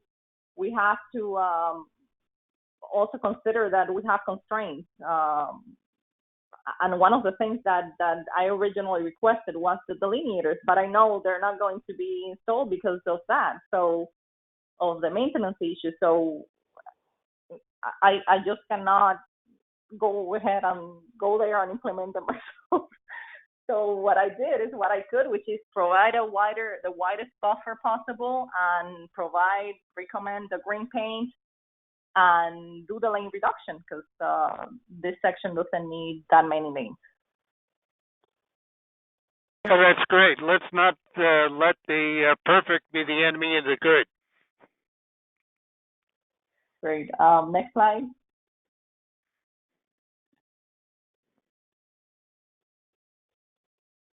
This is the downtown mobility project. This is improvements along North Miami Avenue and Northeast First Avenue, as well as Northeast 6th Street and Northeast 5th Street. These roads are one way. So what is being done is lane repurposing of the outside lane to implement buffer bike lanes. Some of the time, and I attached the set of plans, the latest plans, because last time I did the same thing. I attached the set of plans, but there has been some upgrades. So you could look at them, and if you have any questions, just send them. There are some sections where the bike lane is protected by parked vehicles. There are some sections that a small concrete separated is at the mainly at the intersections are implemented, and there are many other sections that you only have the painted buffer. Any questions? Look at the plan. I didn't want to put the entire set of plans here because it's too long, but if you have any questions, just send them to me. Look at the plans and send them to me. Next Hello, slide. Eric Tolberg. My comment that you should show the existing facilities. I realize there are no existing facilities on those particular streets, but there is a bike lane on Southeast First Street. There's also bike lanes on 7th and 8th Street, west of 2nd Avenue. So it would help to see the context of the facilities around there when you're looking at this plan. That was my only comment on that. Not that that there are any facilities on the streets that are enumerated. Oh, okay. You wanted to kind of look at the bicycle master plan of the area. It's what you wanted to look at, I think. Well, there is a very good map of downtown that comes with the county bike map. I have annotated that map to show the one-way where some of the bike lanes are, because someone looking at a map wouldn't realize that they're a one-way facility.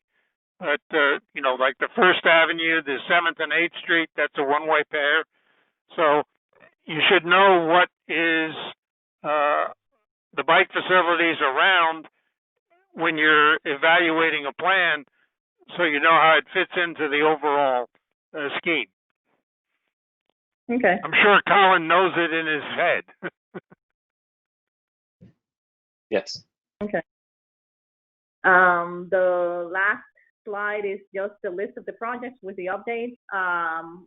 And that's it. That concludes my presentation. If you have any questions, let me know. Can I, Yeah, go for it, Charles. okay, can you let me know, has anything happened on the 15th Street that connects the Venetian Causeway into downtown and through the bike network in there into Wynwood?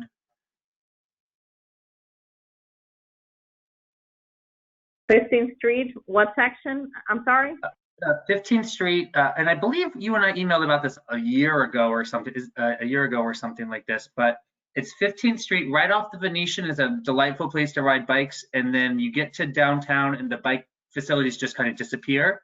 And so I always thought a great kind of connection is between Venetian on 15th Street and west into the bike networks of Wynwood and that whole area up and down on Biscayne, etc. So I didn't know if that was ever put to study or put on the map to do. Basically west of the Venetian Causeway, there's 3 or 4 blocks there between it and Wynwood, or it and Miami Avenue is 5 blocks. It's a great spot for connecting separate bike networks to allow kind of more casual riders to get around comfortably on the weekend. For the section immediately west of the Venetian Causeway, I'm working with the cities to do some improvements in there. I'm coordinating for funding and contract capacity and everything to do that section there. But I really don't have anything else for the rest. I'll have to look into that. And the reason why I'm looking at that specific section is because you have available pavement so you can work with the pavement rather than widening or acquiring right of way or whatever the case is. Because 15th Street to the west, I don't think you have much pavement space to work with. No, you don't. And it's a bus depot, which is a little bit problematic. Ideally, you can turn at North Bayshore Drive and make it to either 14th Street, where you have bike lanes just to the west, or keep going up North Bayshore Drive to 17th or 20th, and make your way from there. But 15th, that one block of 15th between North Bayshore and Biscayne is very tight. It's more where I was looking at between the Venetian and Bayshore. It just kind of, go bike lane, and then right off the Venetian disappear. So if maybe some bike signs that we're going, okay, you can go straight, you can go right. I see just a lot of people on bikes there, and it could be. So she is working on that, which is good. Great, thank you. I'm working with the cities on that to implement on-road bike lanes. I haven't added it to the list, to the presentation, BPAC presentation, because I don't have a funded project yet. So I cannot show it there with any status. You need money from the city of Miami or from the county? I need money to implement the project from whoever can provide monies for that, not only for the actual implementation of the markings, but for the implementation of continuous green paint, which is usually not funded. In other words, continuous green paint is an item that you need to have a specific funding source to implement it. For example, right now, the Venetian Causeway, Miami Beach decided to fund the continuous green paint, so they paid for that. Otherwise, the county would not be able, it would not have a specific type of funding source to implement that.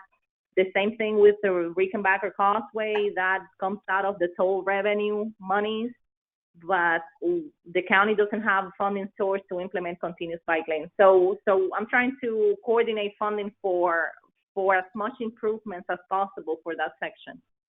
Great, thank you. Eric Tolberg, I had a problem with one of the items, number 10, that they're putting in Sharrows. And now I said that Sharrows aren't a bike facility. And the reply was that the Sharrows are in the design manuals. But I think we may need a resolution from the BPAC that Sharrows really aren't an acceptable bicycle facility. They're an excuse for not putting in bicycle facilities. I don't know how the other members feel on that. I just want to give you my perspective as an engineer on the design side, and if a consultant or a designer is analyzing an improvement, and that improvement is already part of the design criteria, the manual, he's going to be able to propose it. So unless there is the way I see it, unless there is a county code restricting completely the Sharrow marking, the designer can propose it, and there's no way that we can just tell the designer, no, you cannot do this. And mainly because on most of the projects where Sharrow markings are implemented is because you don't have sufficient width to implement anything else. I'd like to say, do whatever you have to do, but I'm not sure how that's going to help the designer propose something else.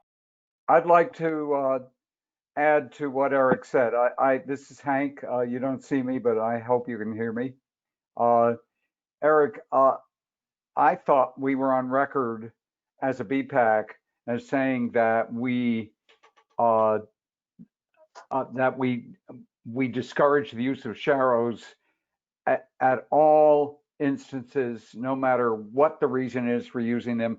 I understand what Yannick just said, but I think I would really love to see a BPAC resolution saying no Sharrows in Miami-Dade County again, ever.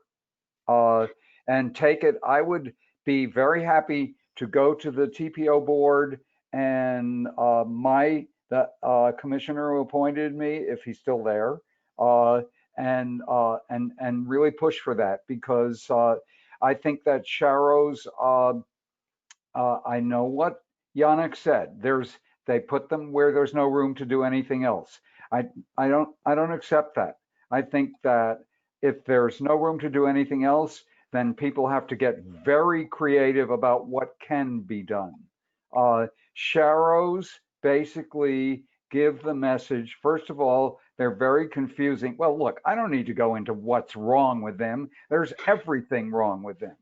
They don't really help bicyclists at all, and they confuse motorists. They're ambiguous. They're a bad thing to be doing. There are a couple of states that have outlawed them completely. I doubt very much that Florida would ever be that progressive, but Miami-Dade County could. I would push for a BPAC resolution saying that we discourage the use of sharrows anywhere, everywhere, for any reason. So I would just chime in that they are very useful when when identifying to a cyclist where they should be riding in the road adjacent to on-street parking, and that is something that has been proven. So if you want to, they might not be useful as a bike facility, and they are not a bike facility by the state of Florida. So I don't know. I guess we just shouldn't be reporting about it. I think this is probably not the right time to introduce the resolution that I have in mind. I think there may be some cases where sharrows might be considered okay. I don't know what they would be really, because I'd always be saying, well, what's the alternative? What's a better alternative to sharrows?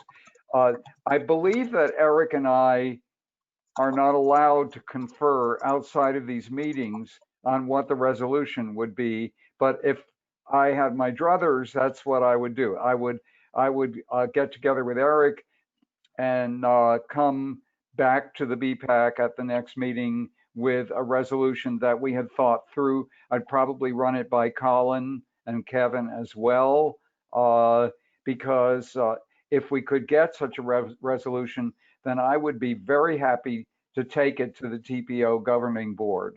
But can you send something to Kevin that he can then share with us, and we can mark it up and get it back to Kevin, and he can send it to everyone. I can. Okay.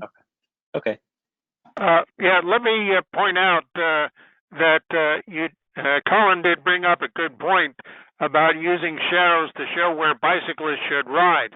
The one objection I have to that is that on wide curb lanes, they don't put the sharrows where they reasonably should be, which would be maybe 1 foot from the curb.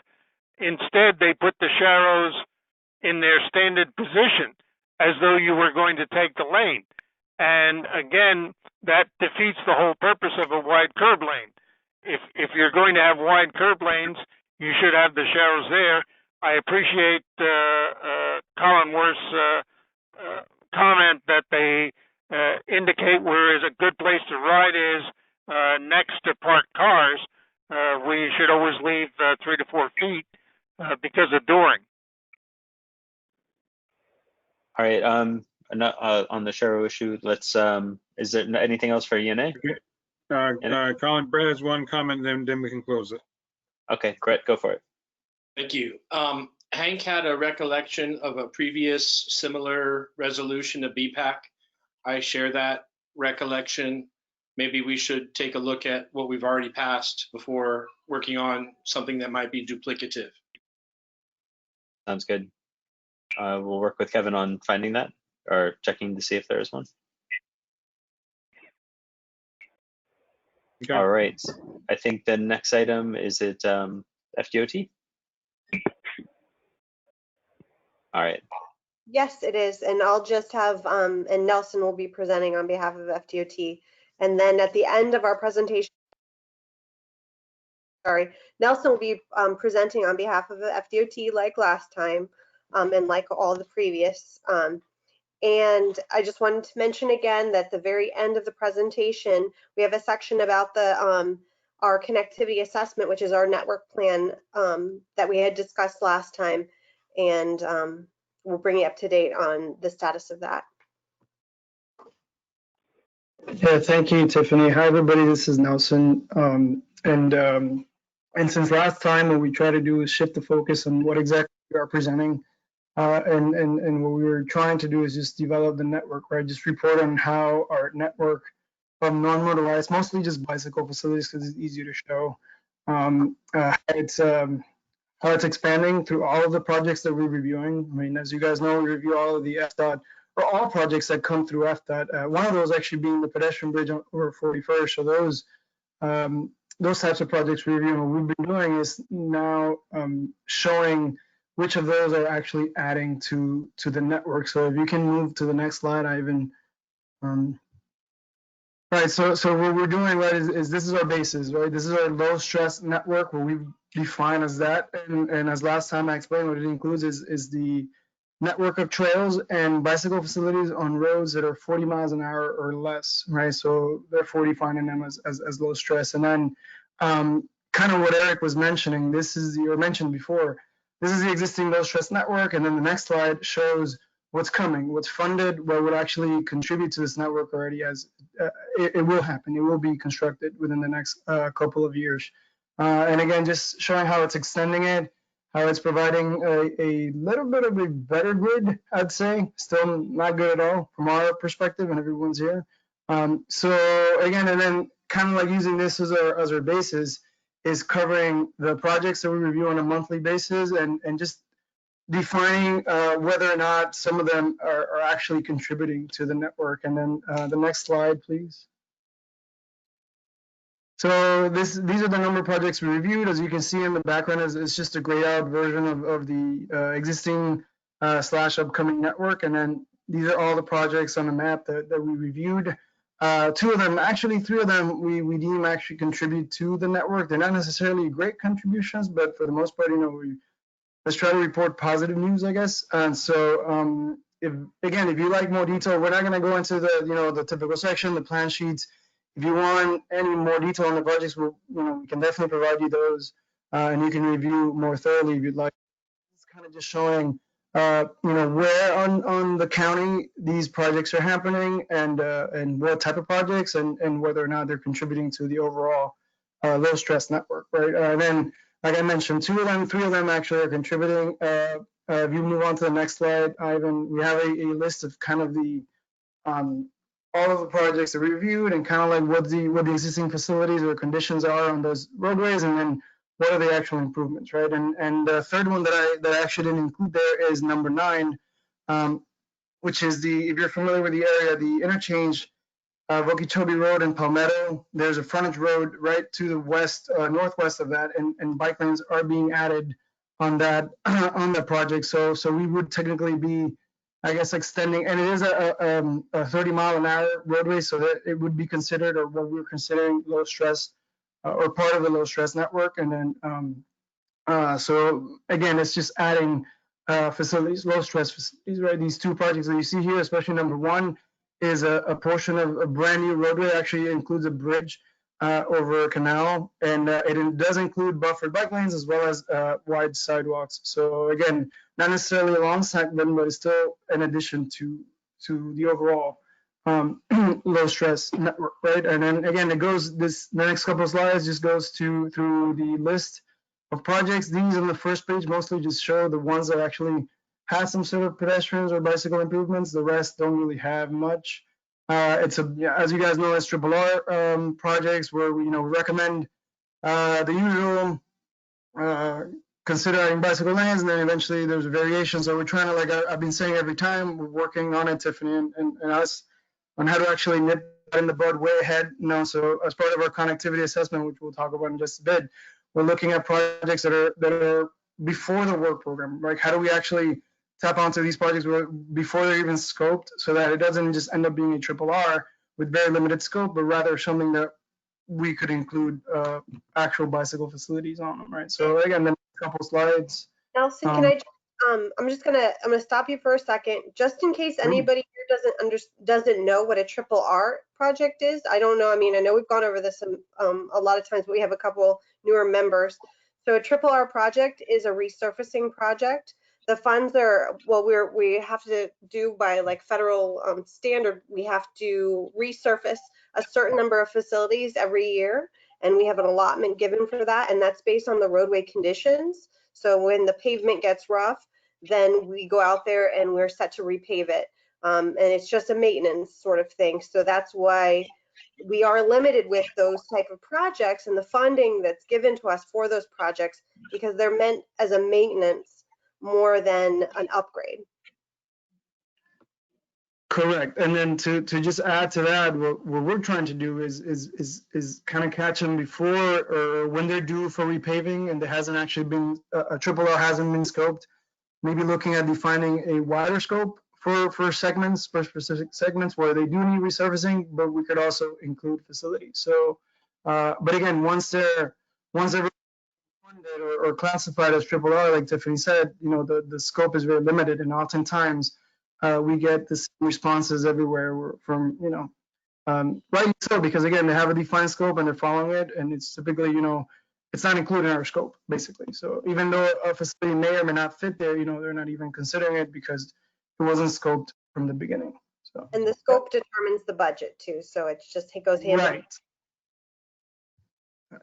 So next couple of slides, again, Ivan, you can just.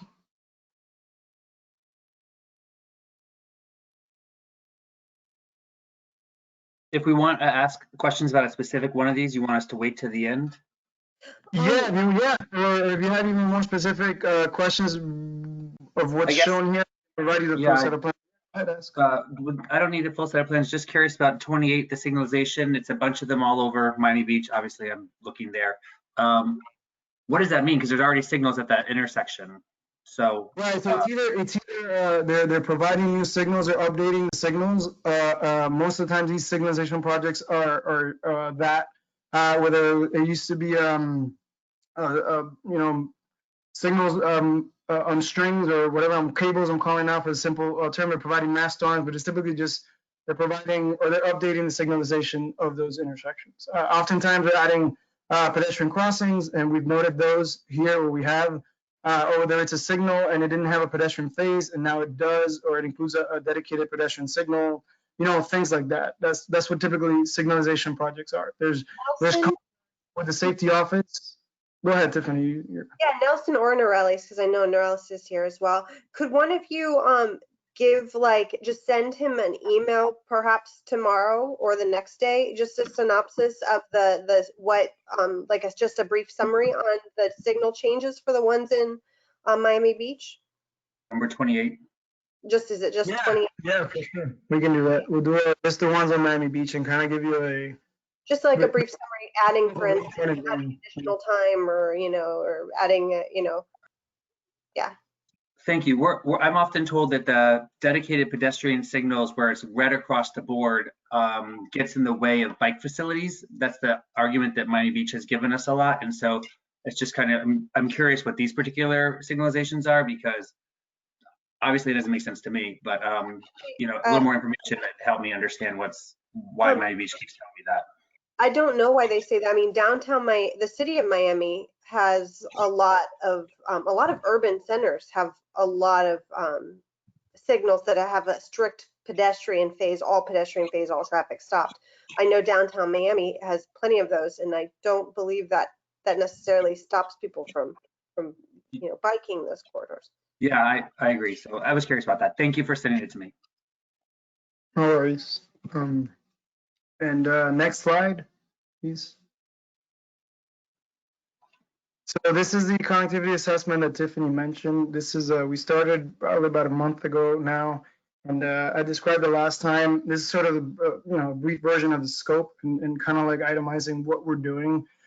Right now, as it stands, it's kind of highlighted there. We're finishing the discovery phase, what we're calling discovery, which is again compiling everything that's available from you guys, from Yannick as well, from anybody that has information on what's existing and what's upcoming that we may not necessarily have because it's not readily available. We've also looked at other plans, and what we try to do is compile everything into what we're calling what we showed in the first few slides of the presentation, and what we're actually going to use as a basis for this assessment, right? And where we're at right now, as we're concluding this discovery, and I hope that Ivan can show it here. We created a sort of a bank of the facilities, and we're calling it an interactive tool for the sake of the conversation for now. But it's kind of like what we want to use as far as like keeping track of kind of like what Eric was saying. Actually, one of Eric's comments on our BPAC presentation is we should have everything in one place, and this is kind of what we're trying to do with this. This right now that I've been showing is it's a summary of all of the existing bicycle facilities and shows, which are not a bicycle facility, but you know, we're still kind of just putting it out there so we see where they exist. There's other shows that we may or may not have missed, but again, for the most part, this is what's available.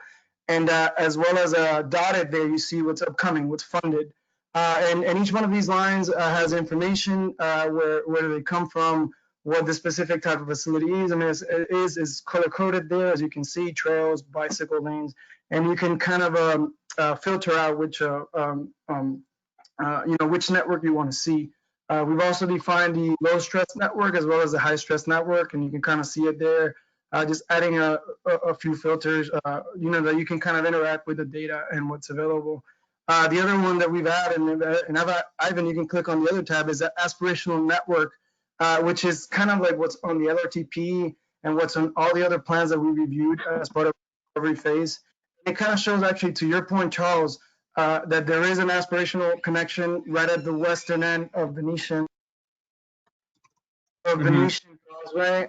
So it's kind of it's showing the full grid and what it could be and what it wants to be. Again, we're calling aspirational facilities because they're not funded, kind of like to Yannick's point, right?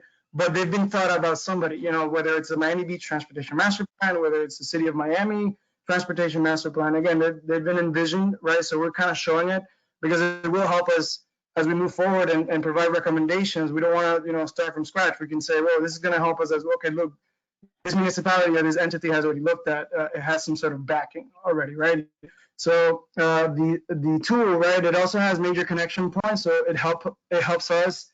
And the third tab there, Ivan, if you can click on that, it's kind of just showing like what our facilities are connecting to, like what are our logical termini, right, from a PD&E sort of perspective or preliminary engineering perspective, like why where these facilities are connecting to or where they could connect to, right? So it's not like in the middle of nowhere and we're not adding a facility for no particular means, but rather actually has a purpose, has a function, right? So it just shows different types of layers, high employment areas, universities, colleges, high schools, things like that, sort of like the gentleman that were presenting before were showing in their map. And then, the parks, the recreational areas, what are we actually connecting? So it's sort of like I was saying, it's a big inventory as of now, right?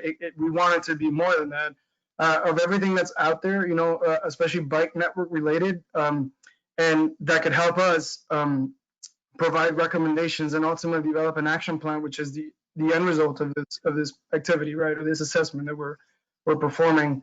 We've also shown here municipality boundaries and as well as commission districts, because one of the things we want to do is once we develop recommendations or just actions, right, we want to link them to an entity, right, to a commissioner or to a municipality, so to say, like, okay, look, this is a project recommended in your area.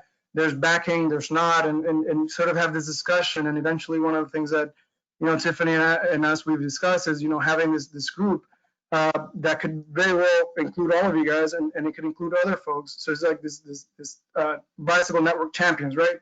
That's going to help move forward whatever actions result from this, right? Because again, we don't want it just to be your typical study that just ends up on a shelf or whatever now on the web and with lines and information on them. We actually want them to move forward.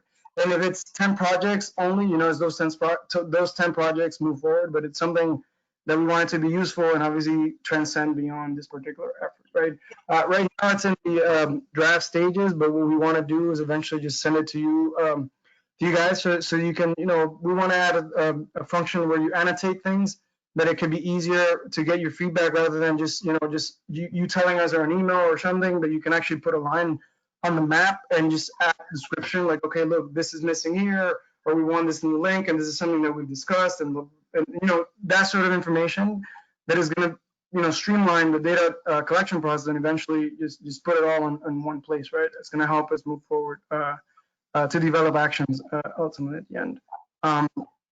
Anything you want to add, Tiffany, that I missed, or any questions from anybody? I want to expand upon the point of this one more time, just to really clarify and get everyone on the same page as the vision.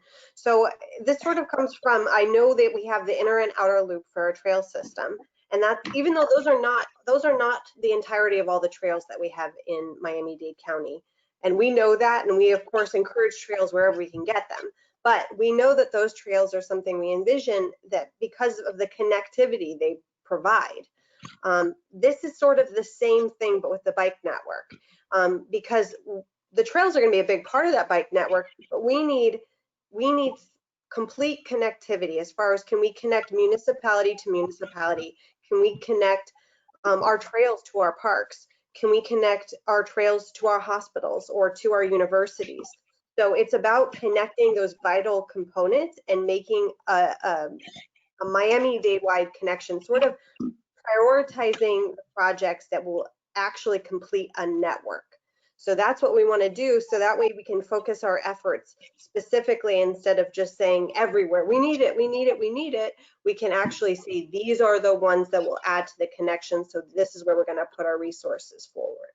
And what he was saying about the champions is, my hope is that we have a champion from every municipality and from every agency that would be participating. So that way, if somebody was responsible, had said, for instance, that their roadway would be providing a facility in a particular area, we can, and they've said, let's say that it was supposed to be within 5 years, we can go back to that individual or that position and say, okay, what's the status of this project? Where are you? What's the holdup? That way we have somebody that's responsible for creating that vital connection, because it's not going to just be FDOT roadways that are going to add to the connection. It's going to be the county, it's going to be the municipalities. Everybody's roads are part of our current network of roadways, so we need to consider them all in the potential connections for our bicycle facilities. It's beautiful. Thank you. Anything else? If you say if we see things that are missing in your map, do you want to wait for a moment before we start sending you a bunch of emails, or how do you want? You can. Well, Go ahead. Say, how do you get to that fancy map you've got? Is there some website where we can access that, or is that only for Fdot personnel? You got to copy that URL real fast. Yeah, well, yeah, it's still in demo mode, and so again, what, like I mentioned, you guys may have missed it. What we want to do is, again, it's an interactive tool. So interactive being that we want to use it not just to display, but just to obtain information from you. So rather than just getting, like you said, Charles, rather than just getting emails, I'd rather you guys annotate everything here, and it'll be easier for us to collect. It'd be quicker, it'd be more efficient, and definitely visible, right up front.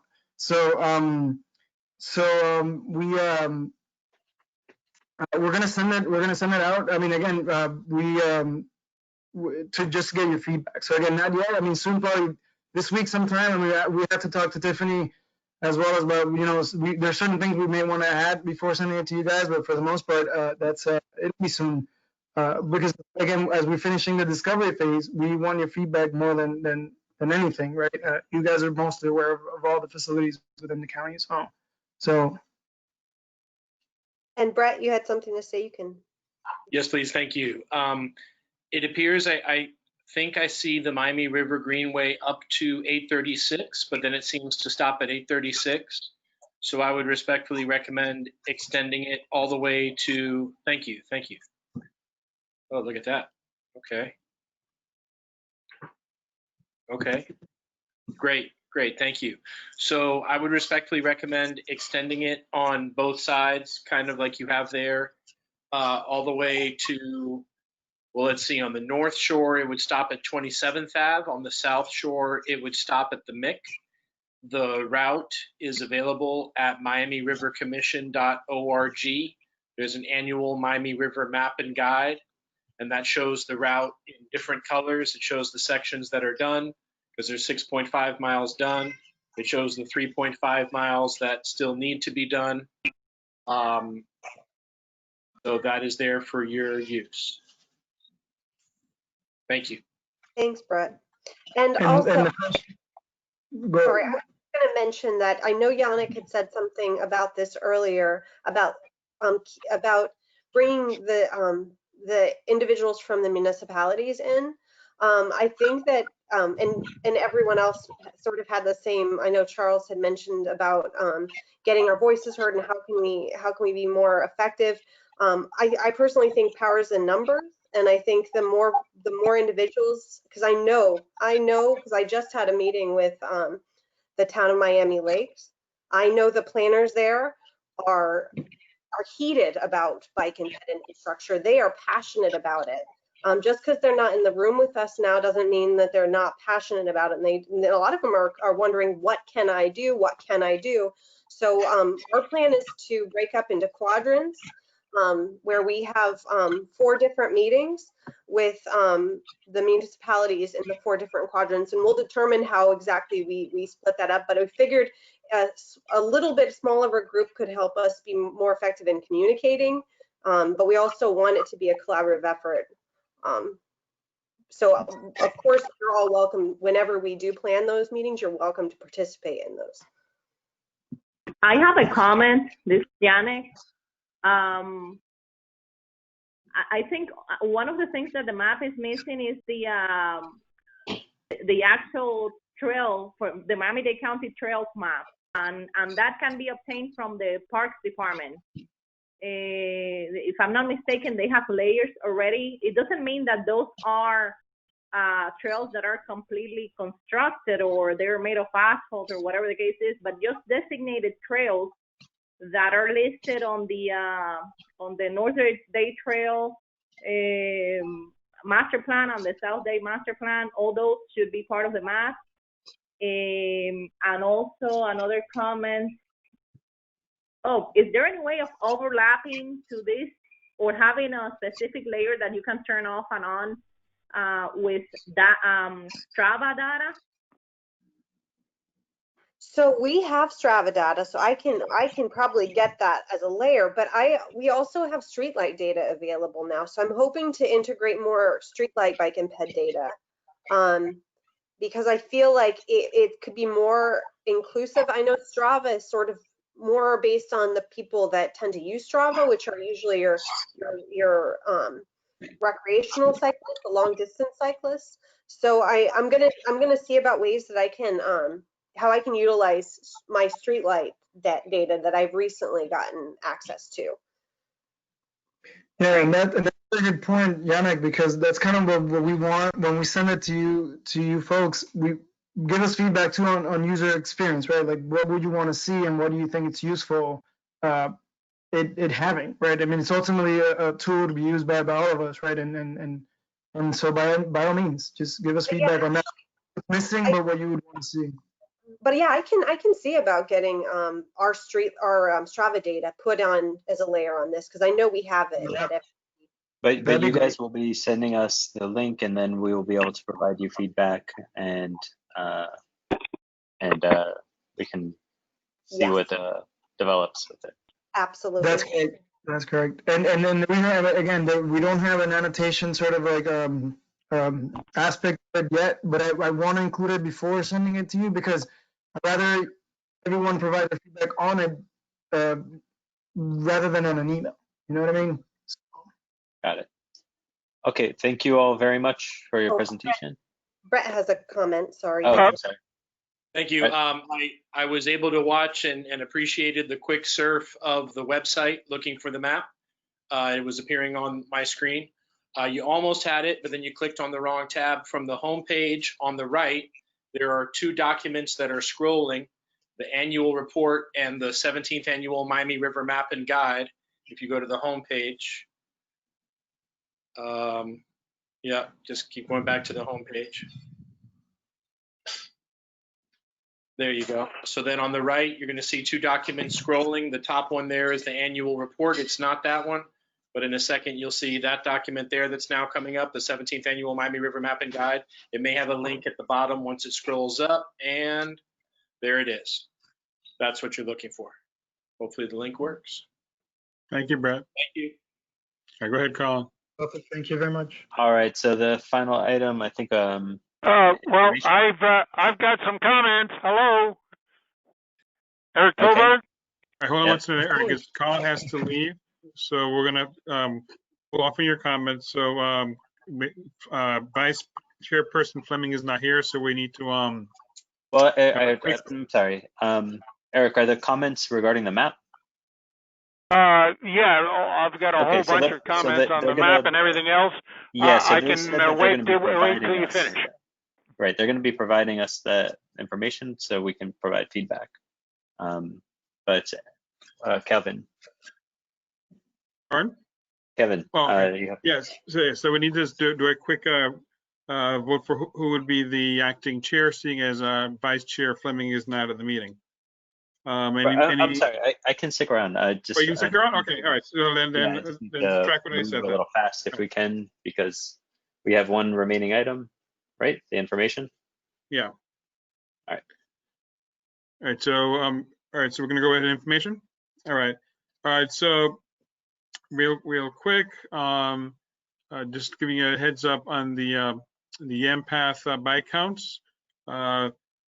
For May, the one that with the TPO count station by the Vizcaya station had another record usage of over 26,000, and this broke the record that was in April of 19,000, which broke the record, it broke the record in March of 15,000. So a lot of usage and from both bicycles and pedestrians due to the COVID-19 crisis. The second thing I want to mention is what we spoke about earlier with Hank brought it up, that our TPO board passed a resolution last week regarding support for the Old Cutler Trail, Commodore Trail, and Rickenbacker Trail for those to go towards Florida Greenway and Trails land priority trails. And I think that's on the next slide. There's a copy of that resolution. I will also send a copy of the resolution to you, each of the committee members. And there it is right there. And then we have the attendance report. So far, everybody is good on their attendance. There aren't any of you in any issues.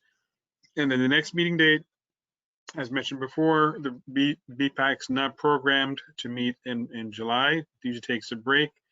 And of course, we've missed a couple meetings this year due to various situations, earthquakes and such.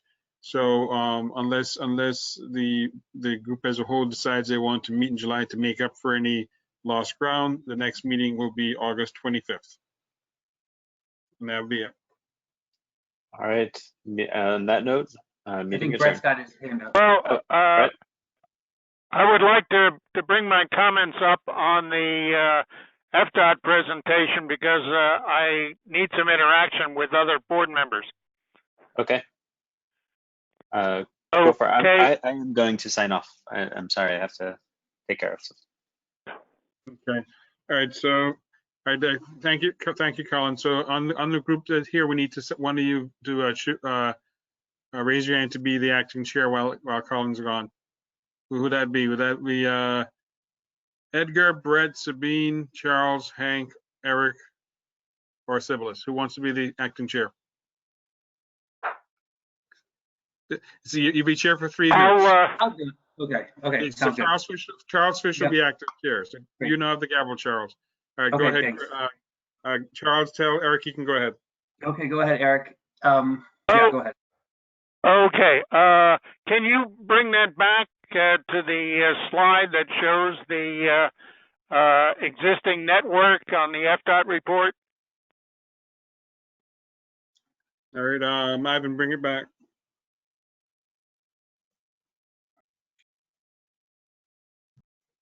The existing network, I don't think it's correct because they said that there was feedback still happening.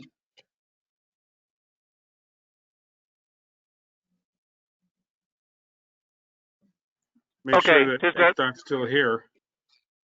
Yes, they are. Okay. Oh, okay. Yeah. First, my apologies that I didn't get the questions out until 11 o'clock today. Had a long night. The existing network is essentially correct. There are some gaps in the Commodore trails, e.g. Maine and McFarland, near Mercy Hospital. Hank Resnick, can you provide where the Commodore Trail actually exists and where it doesn't? Because we're showing it, for instance, Maine and McFarland. That's that bend in the trail, the 90-degree bend. And I know there's no facilities there because that's always a problem. Eric, if I may, I with all due respect, I see a lot of mistakes all over in Miami Beach and stuff like that. So earlier we asked how to report these mistakes, and they suggested that we wait till they get the email, and then there'll be a tool within the map that allows you to annotate it and say this needs to move, that needs to move, etc. So I don't know, did you hear that? I just want to make sure you heard that part of it. That I see a lot of things to fix, and I think they're going to set up a way that we can give them that feedback in a significant way. Okay, well, I provided it by email, but I would like everyone to look at the trails in your area and please provide comments if that map is not correct. Tell them about it, so because I can't be everywhere. I agree. Also, Eric, thank you. I saw that too. So let me make sure I understand. We're going to get an email with a link to a map that we can make comments about and suggest corrections to. So we don't have to do anything until we get that link. Am I right about that? That is correct. That's correct. That is correct, Frank. Okay, thank you. Thanks, Eric. Okay, and proposed network, I pointed out that the Chrome Path is going to be extended to 296th Street. The Biscayne Sea Trail is being held up by South Florida Water Management. There's several other trails in that area. Homestead has designed a 3.2-mile section and has applied for Sun Trail funding. So I would like that to continue. As far as the bicycle connectivity assessment, I think you're really going to need to start with a map of not only what we have, but what is under construction. Because when you're looking at what needs to be done, it makes no sense to say, hey, we need to connect these two paths when you're already building it. So I need a map of what's there plus what's under construction right now. And I think that would be a good starting point for that bicycle network connectivity assessment. Okay? Thank you. And then we will get back with you on your other comments within the next couple of days. Yes, apologies for not getting it on time. No, you're fine. Thank you. No worries. And I think Brett had something you wanted to talk through. Thank you. We may have already understandably lost Ms. Fernandez after her item was over, or is she still with us? She left, but she was there. She was here after her item, but not, she has since left. Totally understandable. So we don't have any other Miami-Dade reps with us right now? No. Kevin, would you do me a little favor? Can you just send her a note? It made me think of it when in your report you gave a count for the empath. My 12-year-old Dylan and I have been having fun almost on a daily basis riding a bit of the empath. And I've noticed a pretty significant pile of garbage. It's on the west side of US 1, kind of under and next to where you would go up to get on the pedestrian bridge to go over US 1. It's a pretty big pile, and I just keep hoping that the next time I ride by it, it'll be gone, and maybe she can help bring that day around. Is that the Vizcaya Bridge? By the Vizcaya Bridge? Yes, okay. the Vizcaya Bridge. but on the empath, kind of underneath the bridge, next to the bridge. I was thinking maybe it had something to do with the construction, because I know that they recently reconstructed the intersections of 16th and 17th. So I was thinking, I was hoping they would get cleaned up soon, because I had noticed the same thing. And yeah, I also, now people are adding other things on top of it, and it just gets worse. Yeah. Okay, well, I'll take a look into it, because I saw that at the beginning of this month when I went to get the bike counts, and I figured, you see one time you figured it's just there for temporary basis, but if you're telling me it's still there 20 days later, then there's an issue.